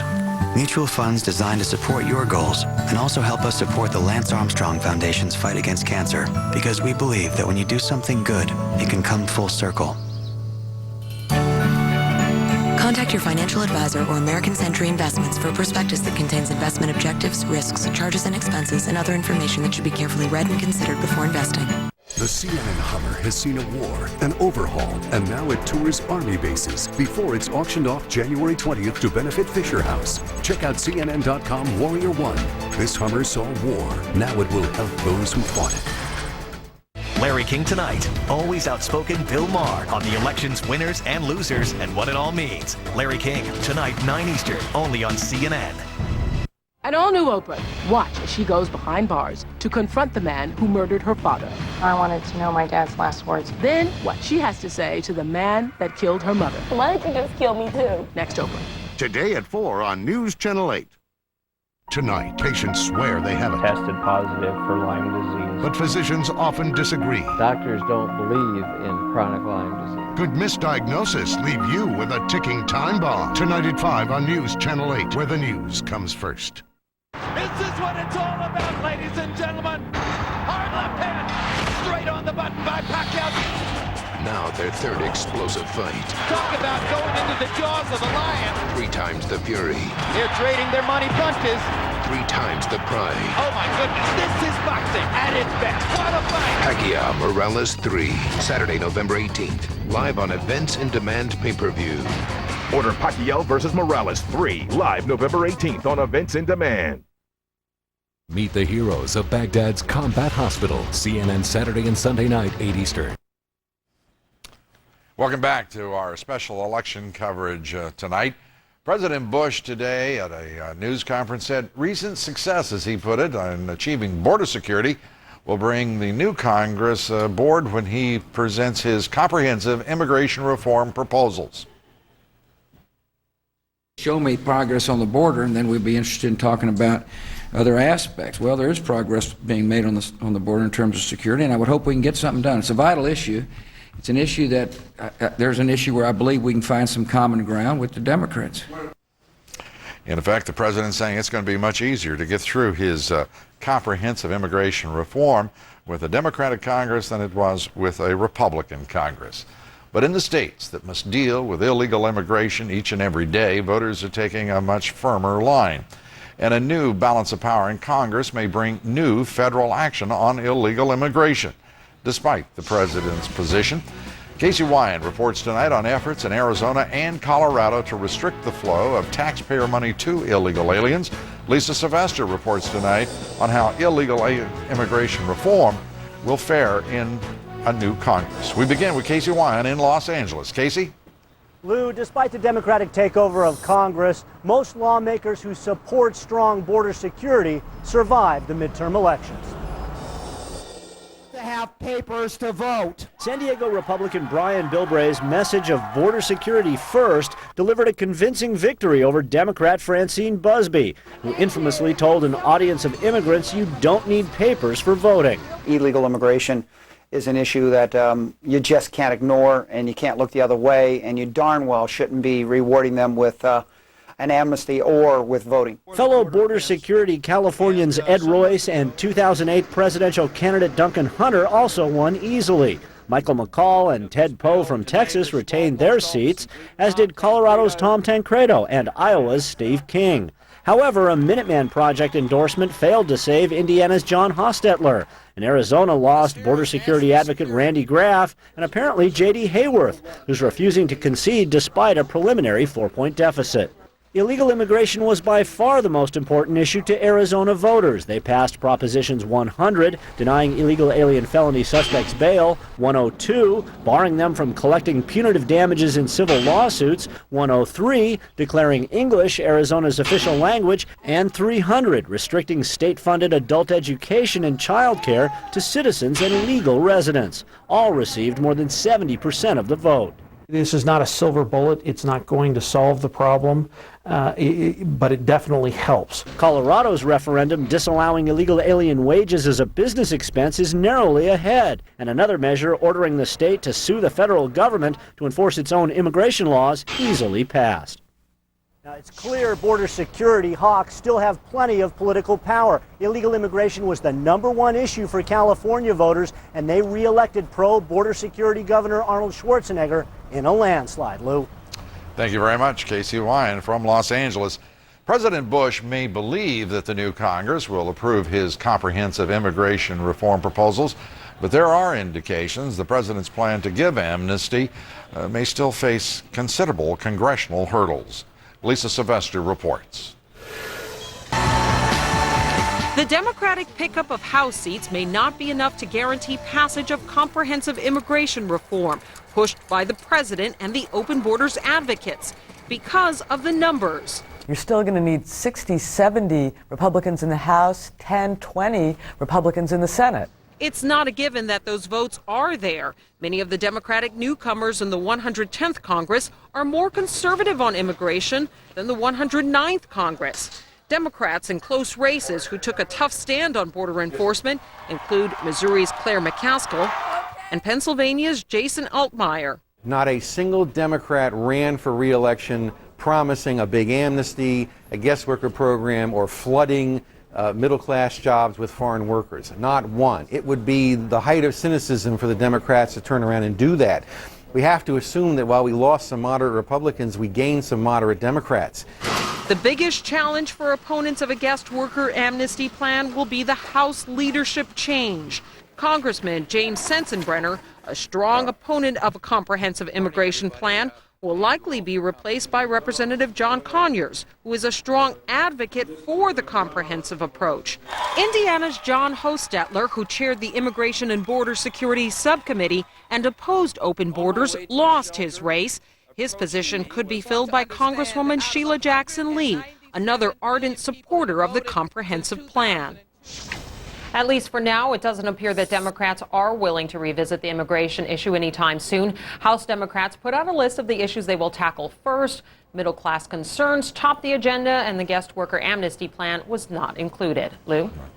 And of course, the importation of cheap foreign labor is chief among those concerns for the middle class. Thank you very much, Lisa Sylvester. Let's turn now, if I may, to our panel.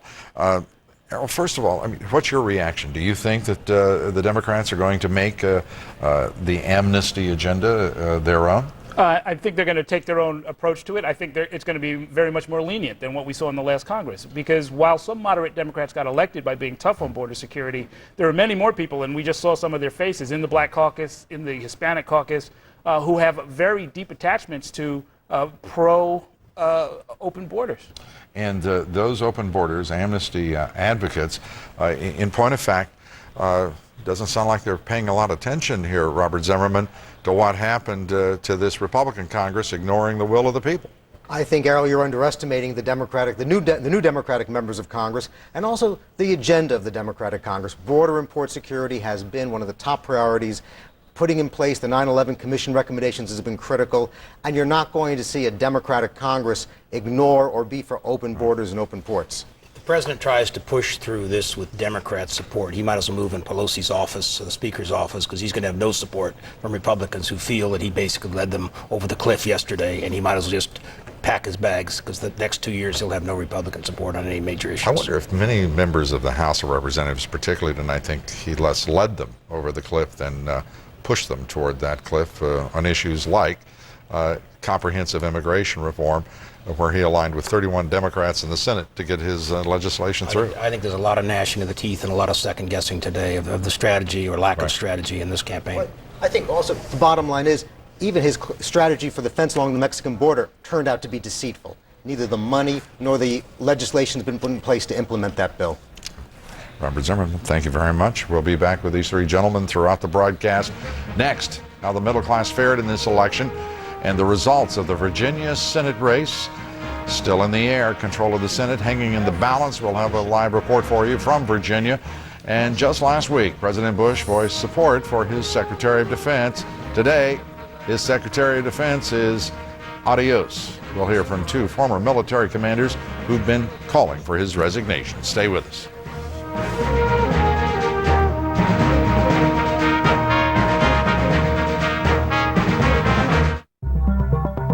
The Hyundai Azera. With 8 airbags, electronic stability control, and a 263 horsepower V6 all standard, plus more interior space than a BMW 760i. It may be the most car for the money ever. It's no wonder the Hyundai Azera was ranked most appealing large car by J.D. Power & Associates. People could save hundreds of dollars on car insurance by switching to Geico. It says here, new customers report average annual savings of over $500. Easy money. Easy money. You do have to go to geico.com. Which is like what? Asking you to stand up? Hello there, you know, if you stand up, you could save loads of money. I doubt you're going to be like, no thanks, I'm so rich, I think I'll keep my seat. Geico. 15 minutes could save you 15% or more on car insurance. I saw several girls raped. Raped right in front of my eyes. Then they burned them to death. They killed my sons. Then my husband. And my brother. The government just wants us to disappear. The rest of the world isn't doing anything. Isn't doing anything. Anything.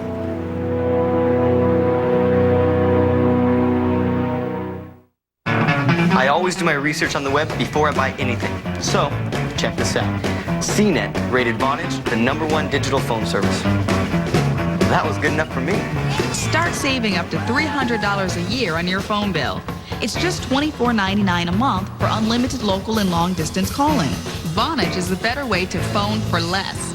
Sign up now and get 1 month free. Call 1-888-840-4VON or go to Vonage.com or visit one of these fine retailers. Tonight, a big win for Democrats. The campaigns are over, but the politics continue. CNN breaks down your votes and the battle for Congress. Plus live, The View from Iraq. CNN Tonight beginning 7 Eastern. Voters across this country vented their frustration, their anger, and they sent a very strong message to Washington. In ballot initiatives all across the country, voters fought back to gain ground in the war on the middle class. Christine Romans reports. What voters did here will make a big difference here. The message doesn't get louder or clearer than this. 6 more states raise the minimum wage. A clear majority of states declaring the federal wage of $5.15 an hour is simply not enough for working families. The minimum wage has eroded to the lowest level adjusted for average wages in about a half a century. The business community has long opposed higher minimum wages, preferring instead low taxes and less regulation. When you increase the minimum wage, you increase the cost of doing business, and that's kind of tough. Voters overwhelmingly disagreed.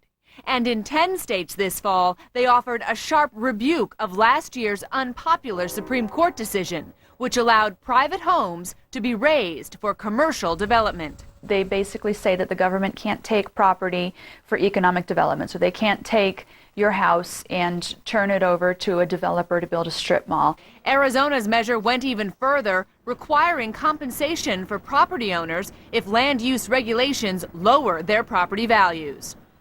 And that one passed. Now, historically, less than half of ballot initiatives are passed by voters. This time around, voters sending a very clear signal about the issues that matter most to the middle class. Absolutely. And, the U.S. Chamber of Commerce, the Heritage Foundations, the Enterprise, all of these people had better understand something that's clear in that, at least to me. And that is when the voters go to the trouble of an initiative to get around their state legislatures, to get around the federal government, and say, business is pushing just way too hard against the interest of the common good, working men and women in this country, we're going to see some real fireworks unless this new Congress, led by the Democrats, awakens to the needs of middle-class Americans. Christine, thank you very much. Christine Romans. Turning to our poll tonight, the question is, what was the deciding factor in casting your vote yesterday? The war in Iraq, corruption in our government, the economy, or illegal immigration? Please cast your vote at LouDobbs.com. We'll have the results coming up here later. Next, it shouldn't come as a shock. We were warned countless times about paperless voting, but now it's left us with a cliffhanger in Virginia. Unbelievably, no one knows who will control the Senate, and we have some other incredible information to share with you about that election in Virginia tonight. We'll have complete coverage. And the Republican bombshell today, the resignation of Donald Rumsfeld. More reaction from 2 former military commanders who have called for his resignation. Stay with us. Some stores start with a higher regular price, then mark it down and say it's 40% off. At Men's Warehouse, we like to keep our prices low every day. Customers seem to like it too. You're gonna like the way you look. I guarantee it.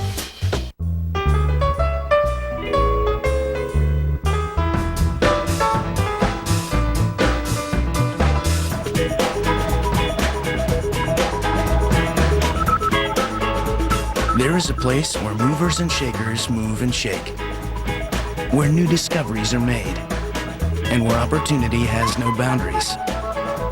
What are you in the market for? The New York Stock Exchange. One market, infinite possibilities. Okay, here we go. We go to the right. That's the one. There is the deuce. Perfect. High five. How's it look out there? Good? Like when things are real easy? You're going to love what we've done to retirement planning. It's called My Plan from Fidelity. Retirement planning made easy. Smart move. Monday night, 10 Eastern. What really happens when our war veterans come home? How families and the medical community help heal the wounds. An unforgettable Anderson Cooper 360. CNN Monday night, 10 Eastern.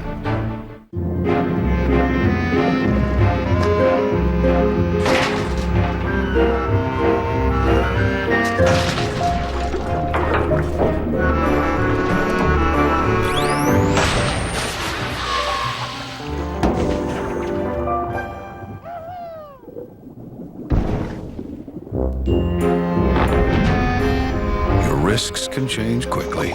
Make sure your insurance stays in sync. Travelers. Tonight, control of the Senate hangs in the balance on the outcome of the Virginia Senate race between George Allen and James Webb. Almost 24 hours after the polls closed, there still is no winner. Ed Henry is in Richmond, Virginia, and has the latest for us. Ed, are you starting to see a lot of lawyers roll into town? Oh yeah, on both sides, Lou. In fact, these candidates, as you know, were already on a collision course. Charges of racism and sexism flying back and forth. But now both sides are, in fact, bringing in the lawyers, getting ready for the possibility of this getting even uglier. Now that so much is at stake, control of the U.S. Senate itself. The Democrat, Jim Webb, now has a lead of about 7,000 votes, and he's trying to create an aura of inevitability. He's calling himself Senator-elect. He's making preparations to land himself a capital office. But just in case, he has started gathering volunteers and lawyers to prepare for the possibility of a bitter recount fight. Senator Allen, meanwhile, conceded nothing last night on election night, said that the vote counting has to continue. He has his own team of lawyers and strategists. It's led by Ed Gillespie, the former Republican National Committee chairman. He's a veteran of the 2000 recount fight down in Florida. At this point, what we're seeing is a state-mandated review of the official vote count. That is not decided by either campaign. That was already in place. It goes on for about a week. For now, the Allen camp is leaving open the possibility of a recount down the road. But all signs are starting to point, a lot of Democrats saying they don't think Allen will have a recount, really a case to launch a recount fight after that. And even Republicans privately suggesting that they really don't think at this point, barring some major development in some sort of a voting miscue or something, the bottom line is most people are expecting that at some point the senator will in fact concede. Lou. Thank you very much, Ed Henry from Richmond, Virginia. What's happening in Virginia and problems in a number of other states confirms some of the worst fears of voting activists about e-voting machines. Katie Pilgrim reports. In Virginia, a tight race and no voter-verified paper trail. It's something voter activists have been warning about all along. Over 75% of the votes that were cast yesterday in Virginia were cast on machines that do not provide an independent means of verification. So there's no way to do a really meaningful recount. If Senator Allen requests a recount, all he can get is a reprint. Virginia-based activists say efforts to enact paper trail legislation failed last year. There's no evidence of how the voter originally voted, what their intent was. All we have is an electronic record that you just look at the printouts from the machines and total those up and make sure that you didn't miss any machines. So that's why it's really a retally, it's not a recount. Activists warned of this, and worse, the use of widespread electronic voting across the country had sporadic problems and a few hot spots. In Cuyahoga County, Ohio, with a checkered history of electronic voting, the problems were not entirely worked out. The ballot has been canceled. But election officials managed the problems well. They're trying to send a technician out here. In Maryland, also long lines. Machines are never perfect, and some of them did give some of the judges a harder time, but overall we seem to be doing very well. Denver had hour-long lines by mid-afternoon because of problems with electronic registration. Several jurisdictions in numerous states, Georgia, Illinois, Indiana, North Carolina, Ohio, Pennsylvania, and South Carolina, moved to keep polls open later to accommodate voters. In Florida, Republican Vern Buchanan's win over Democrat Christine Jennings, less than 400 votes, appears to be headed for a recount, and that would also face technical problems because of the touchscreen technology without a paper trail. Lou. Thank you very much, Kitty. Joining us now to discuss what is to be done about the turmoil, the uncertainty in Virginia, Shelley Pingree. She is the president of the voter advocacy group, among other things, the group Common Cause, and our senior legal analyst, Jeffrey Toobin. Shelley, let me turn to you. Is there any prospect, in your judgment, that Virginia could turn into the 2006 version of Florida 2000? Well, I think it is. I actually think it's the poster child for what's wrong with electronic voting in this country. You may have a recount called for here, and in fact, as some of your earlier spokespeople said, all they're going to get is somewhat of a retallying. There's going to be a tremendous amount of frustration, and I think it will add to the cry of why don't we have electronic voting machines with paper trails that you can verify. Jeffrey Toobin, we just heard Ed Henry's report, just heard what Shelley Pingree said. What are the prospects? Well, Allen clearly has the legal right to ask for a recount. But what we've learned just last year in Virginia is that not much happens in a recount with these kind of machines. There was a recount in the Attorney General's race last year. It took a very long time. It went from Election Day, the first week in November, to December 22nd. But it only shifted 37 votes because it's not, as Kitty's report suggested, it's not a real recount. It's simply looking at the numbers that were already printed and just checking that you got the right numbers. You're not looking at ballots. Shelley, let me ask you this. Are we basically, because there is no what's called verified voter paper trail, voter verified paper audit trail, are we basically in the situation where we're going to be reliant upon the manufacturers of those machines to say, these are good numbers, these are bad numbers, the votes were accurately tallied? Yeah, and what a horrible position to be in. I mean, you already absolutely. have... There's a high level of voter distrust in this country, and we can't get inside the machine. In fact, most people state we know more about what goes on inside of gambling machines than we do in our electronic voting machines.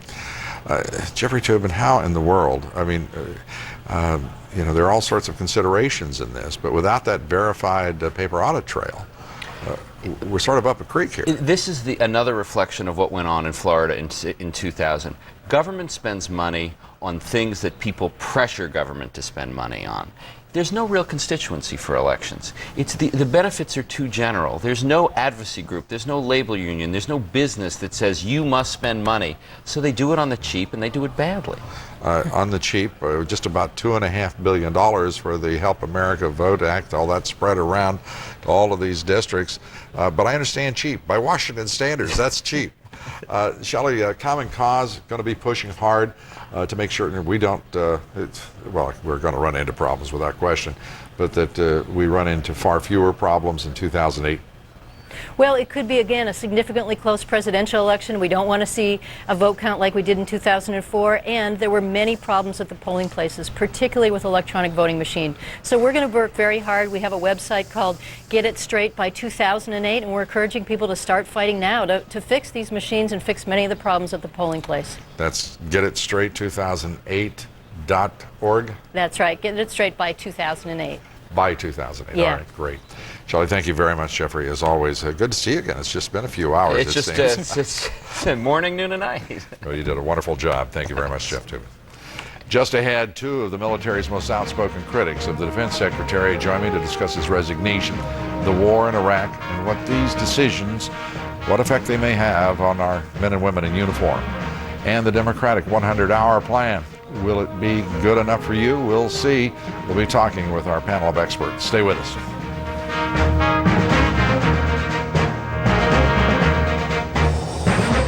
It's half off at Joseph A. Bank. Hundreds of finely tailored suits, suit separates, and luxurious tuxedos half off. Handcrafted sport coats and dress pants half off. Plus, all Traveler dress shirts and sport shirts are on sale, with Traveler knit shirts half off. How about a huge selection of top coats and leather jackets? You guessed it, half off. Only at Joseph A. Bank. It's a tough job being a firefighter, and if you have a cold, it can be 10 times as tough. It's easier to put a little bit of water on a small fire than it is to put a lot of water on a big fire. And it's the way Zycam works. If you can feel a cold coming on, the sooner you get to it, the sooner you can control it. Taking Zycam at the first sign is clinically proven to get you over your cold 3 times faster. I deal with life and death every day, and if I have a cold, I'm just not at my best. Get Zycam and get over your cold 3 times faster. I like to take Zycam, and it gets me back to where I should be. I saw several girls raped. Raped right in front of my eyes. Then they burned them to death. They killed my sons. Then my husband. And my brother. The government just wants us to disappear. The rest of the world isn't doing anything. Isn't doing anything. Anything.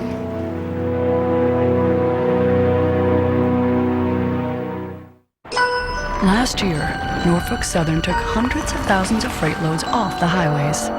This year, they have the capacity to handle even more.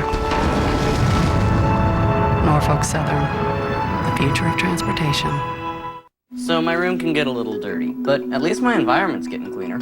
Like, did you know that even though the use of coal to generate electricity has tripled since 1970, emissions, they're down 35%. Here, check it out.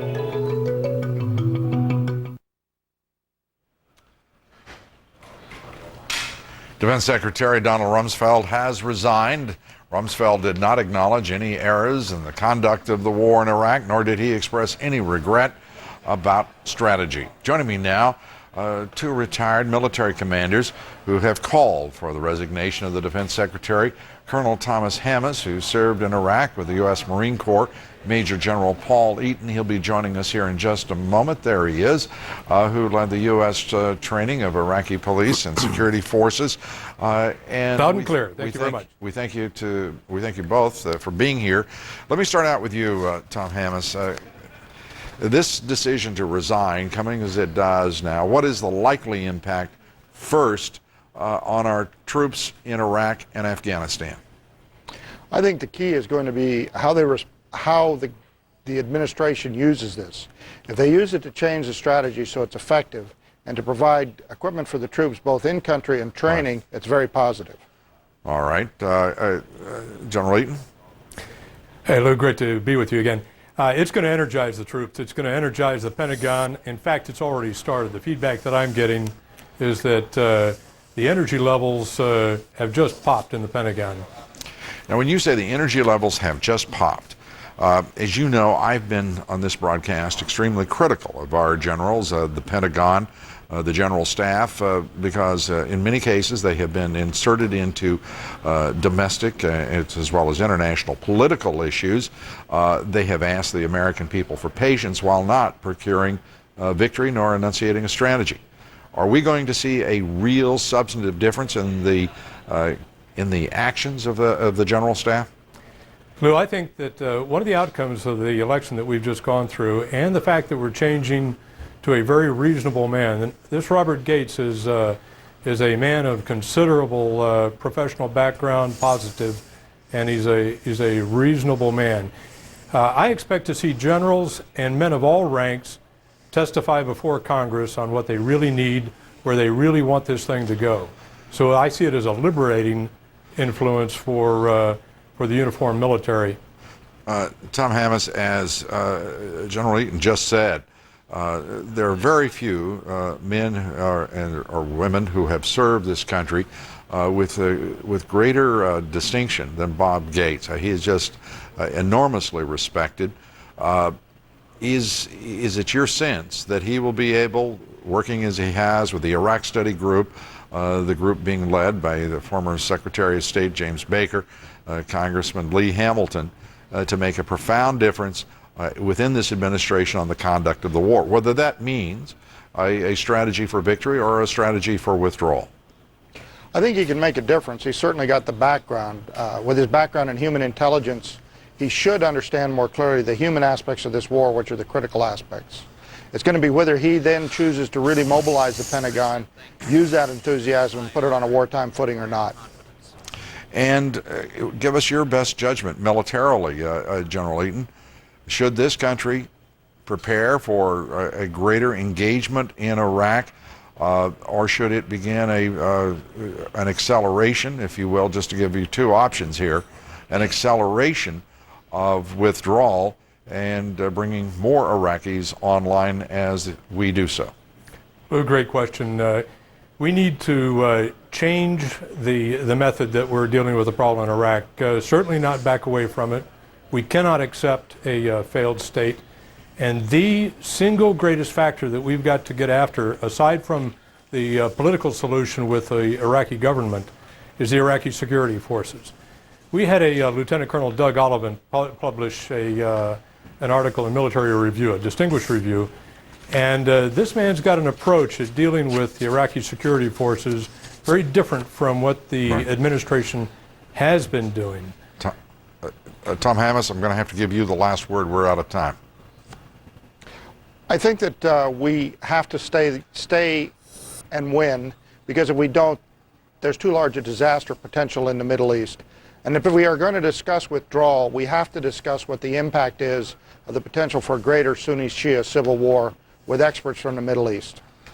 Colonel Hammes, General Eaton, we thank you both for being here. Appreciate it. Thanks, Lou. Thank you very much. Up next here, the Situation Room with Wolf Blitzer. Wolf. Thanks very much, Lou. We're going to check more into the situation involving Donald Rumsfeld. Was it an about-face stepping down as defense secretary? We'll find out what the impact is and what will be the impact on the war in Iraq. Also, the presumed Speaker of the House, Nancy Pelosi, she's had some sharp words for the president in the past. Can she actually work with him right now in Washington? I'll ask her. Plus, getting in line for the White House. One election's over, but now the title fight is about to begin. And the key to the control of the Senate lies in Virginia. Will there be a recount? All that coming up, and Lou Dobbs himself will be joining us throughout our 7 p.m. hour. Lou, I'll see you in a little while. Looking forward to it, Wolf. Thank you very much. And a reminder now to vote on our poll. What was the deciding factor in casting your vote yesterday? The war in Iraq, corruption in our government, the economy, or illegal immigration? Cast your vote at LouDobbs.com. We'll have those results here in just a few minutes. Coming up next, a cliffhanger in Virginia, control of the Senate, and the president's amnesty agenda for illegal aliens. The future uncertain. We'll be talking about those issues and more with our panel. Stay with us. Tonight, a big win for Democrats. CNN breaks down your votes, plus live The View from Iraq. CNN next, beginning 7 Eastern. Word around the watering holes that Wheels hitching on down to the Big D.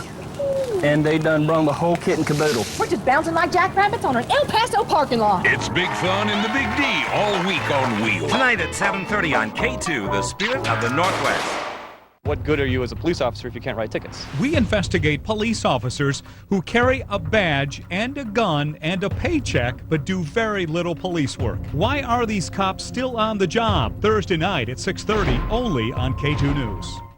Bring the sparkle of the holidays home this month at the Northwest Rugs Holiday Sale. Join us as we ring in the holidays with huge discounts on our entire collection of rugs, fine furniture, and unique accessories. At Northwest Rugs, find the perfect gift this year or accessorize for the holidays. For a limited time only, Northwest Rugs' full display of designer rugs, furniture, and accessories will be on sale. Don't miss out on huge savings at the Northwest Rugs Holiday Sale. Season's greetings and savings galore. Visit Northwest Rugs, the West Coast leader in rugs.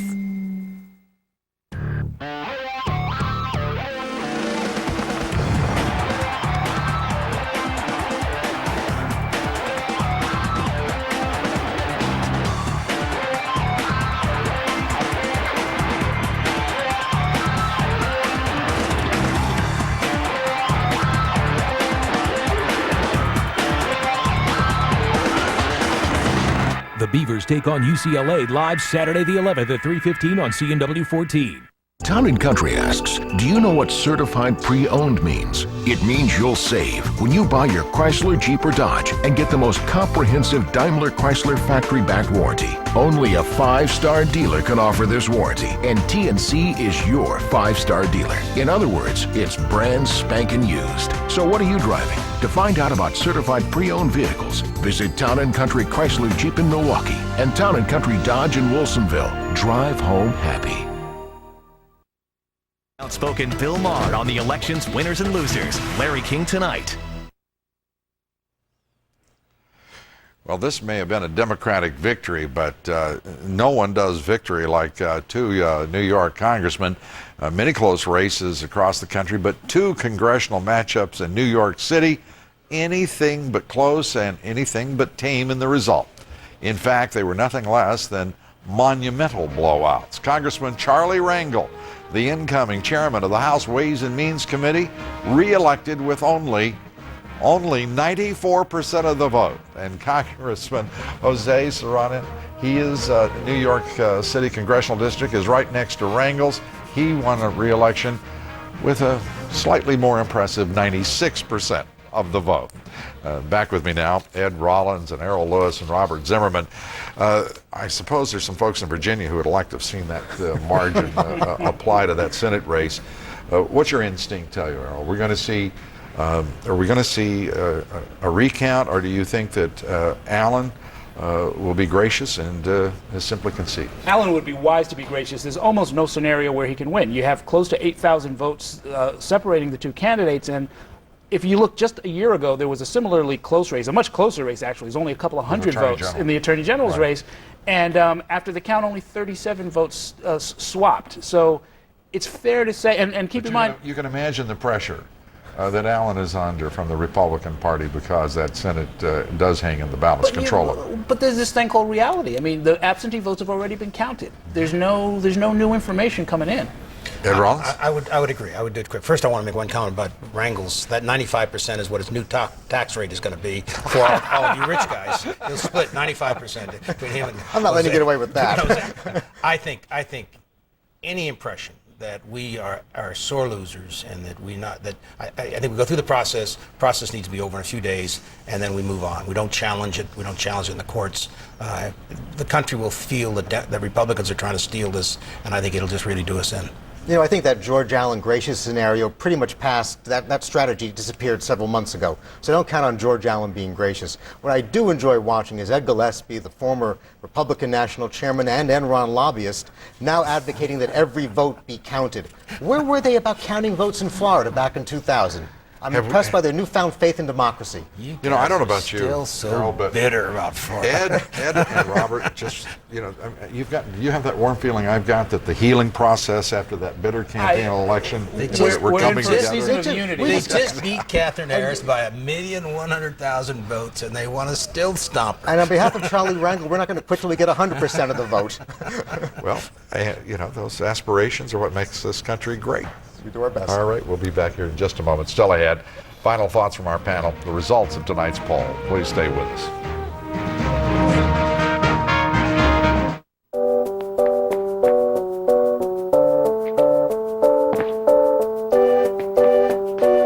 As a growing business, you don't always get the attention you really need.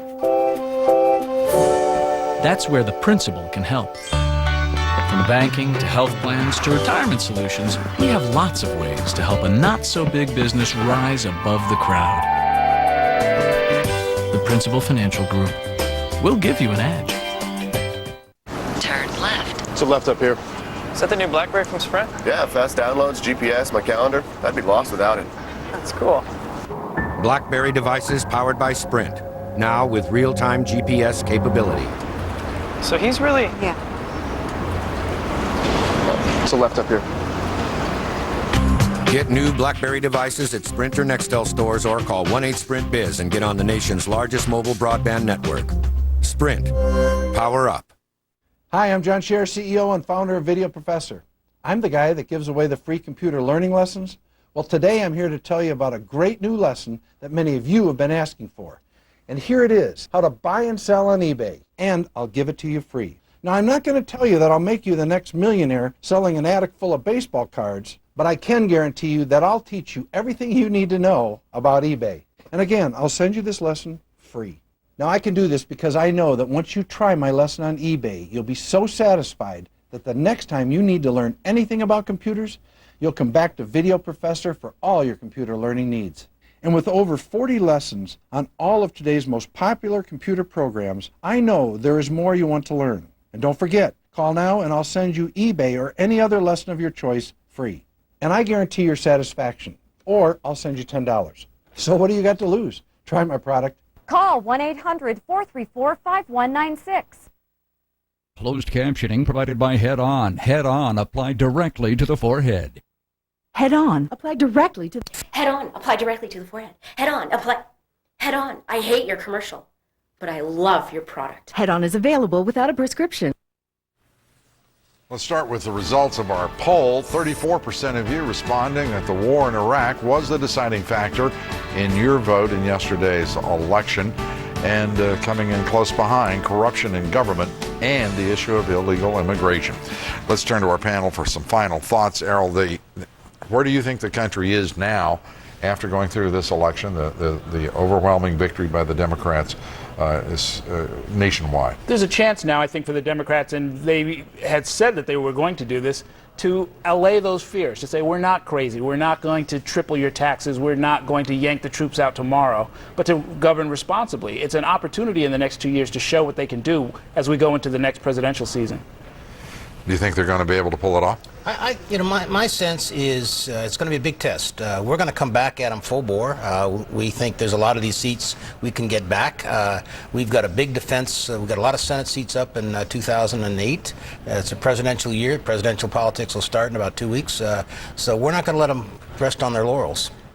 I don't think you have to worry about that. With a 20-seat margin, or maybe 20, maybe a little bit higher at the end of the day, Democrats are going to be very focused on protecting and building upon that majority. And you're going to see Nancy Pelosi as Speaker and chairmen like Charlie Rangel at Ways and Means be very conscious of governing from the center, protecting middle-income working families, protecting middle-class tax cuts. You're going to see a Democratic Party that does reflect the country. Remember The where middle the class new probably members thinks come they've from. got to get them before they can be protected. Let me tell you something. Look at where look at where the new members came from. Look at the fact the Democratic Party is now a 50-state party. The center of San Francisco, though, is not exactly the center of the country. It's But not Nancy exactly middle Pelosi America. So is very conscious of being Speaker of the House. So that tactic didn't work in the campaign. It's not going to work now. We'll see. Ed's going to try because he enjoys it. He's not giving so up on much. that one, yeah. Well, that is really the fundamental issue. I don't know how you all feel, but I truly believe that yesterday's election was about saying a loud voice that was not fractured by special interest wedge issues, but basically middle-class America saying we're not going to be ignored in Washington, D.C. You can play your partisan games, your special interest games. You can try to slice and dice us into socioeconomic demographic groups, but we're going to speak. Do you think that message is truly taken to heart by the Democratic leadership? I don't think it is, to tell you the truth, and I worry about it. I mean, when you look at some of the pocketbook issues that they have pledged to, they're going to be done with those in the first 100 hours by and large. The question will be, what do they do with things like the basic corruption question, earmarks? Tens of thousands of these one-shots that are just dropped all over the country. It's going to be very easy for you to figure that out, Errol, because Speaker-elect Pelosi has already put forward proposed legislation to address that issue and to put forward lobbying reform. The issue is this: the fact that Democrats have this majority in the House and Senate, which, by the way, in this show I predicted several months ago, let me remind you, Ed, reflects the fact that we have heard that voice of the middle class and we're responding to it. You get the last word, What this Ed. proves is not election-proof Congress anymore. And just as we lost yesterday, you can lose very quickly if you get out of touch with where the country is. Say that again, because I just love the sound Not of an that. election-proof Congress. Not an election.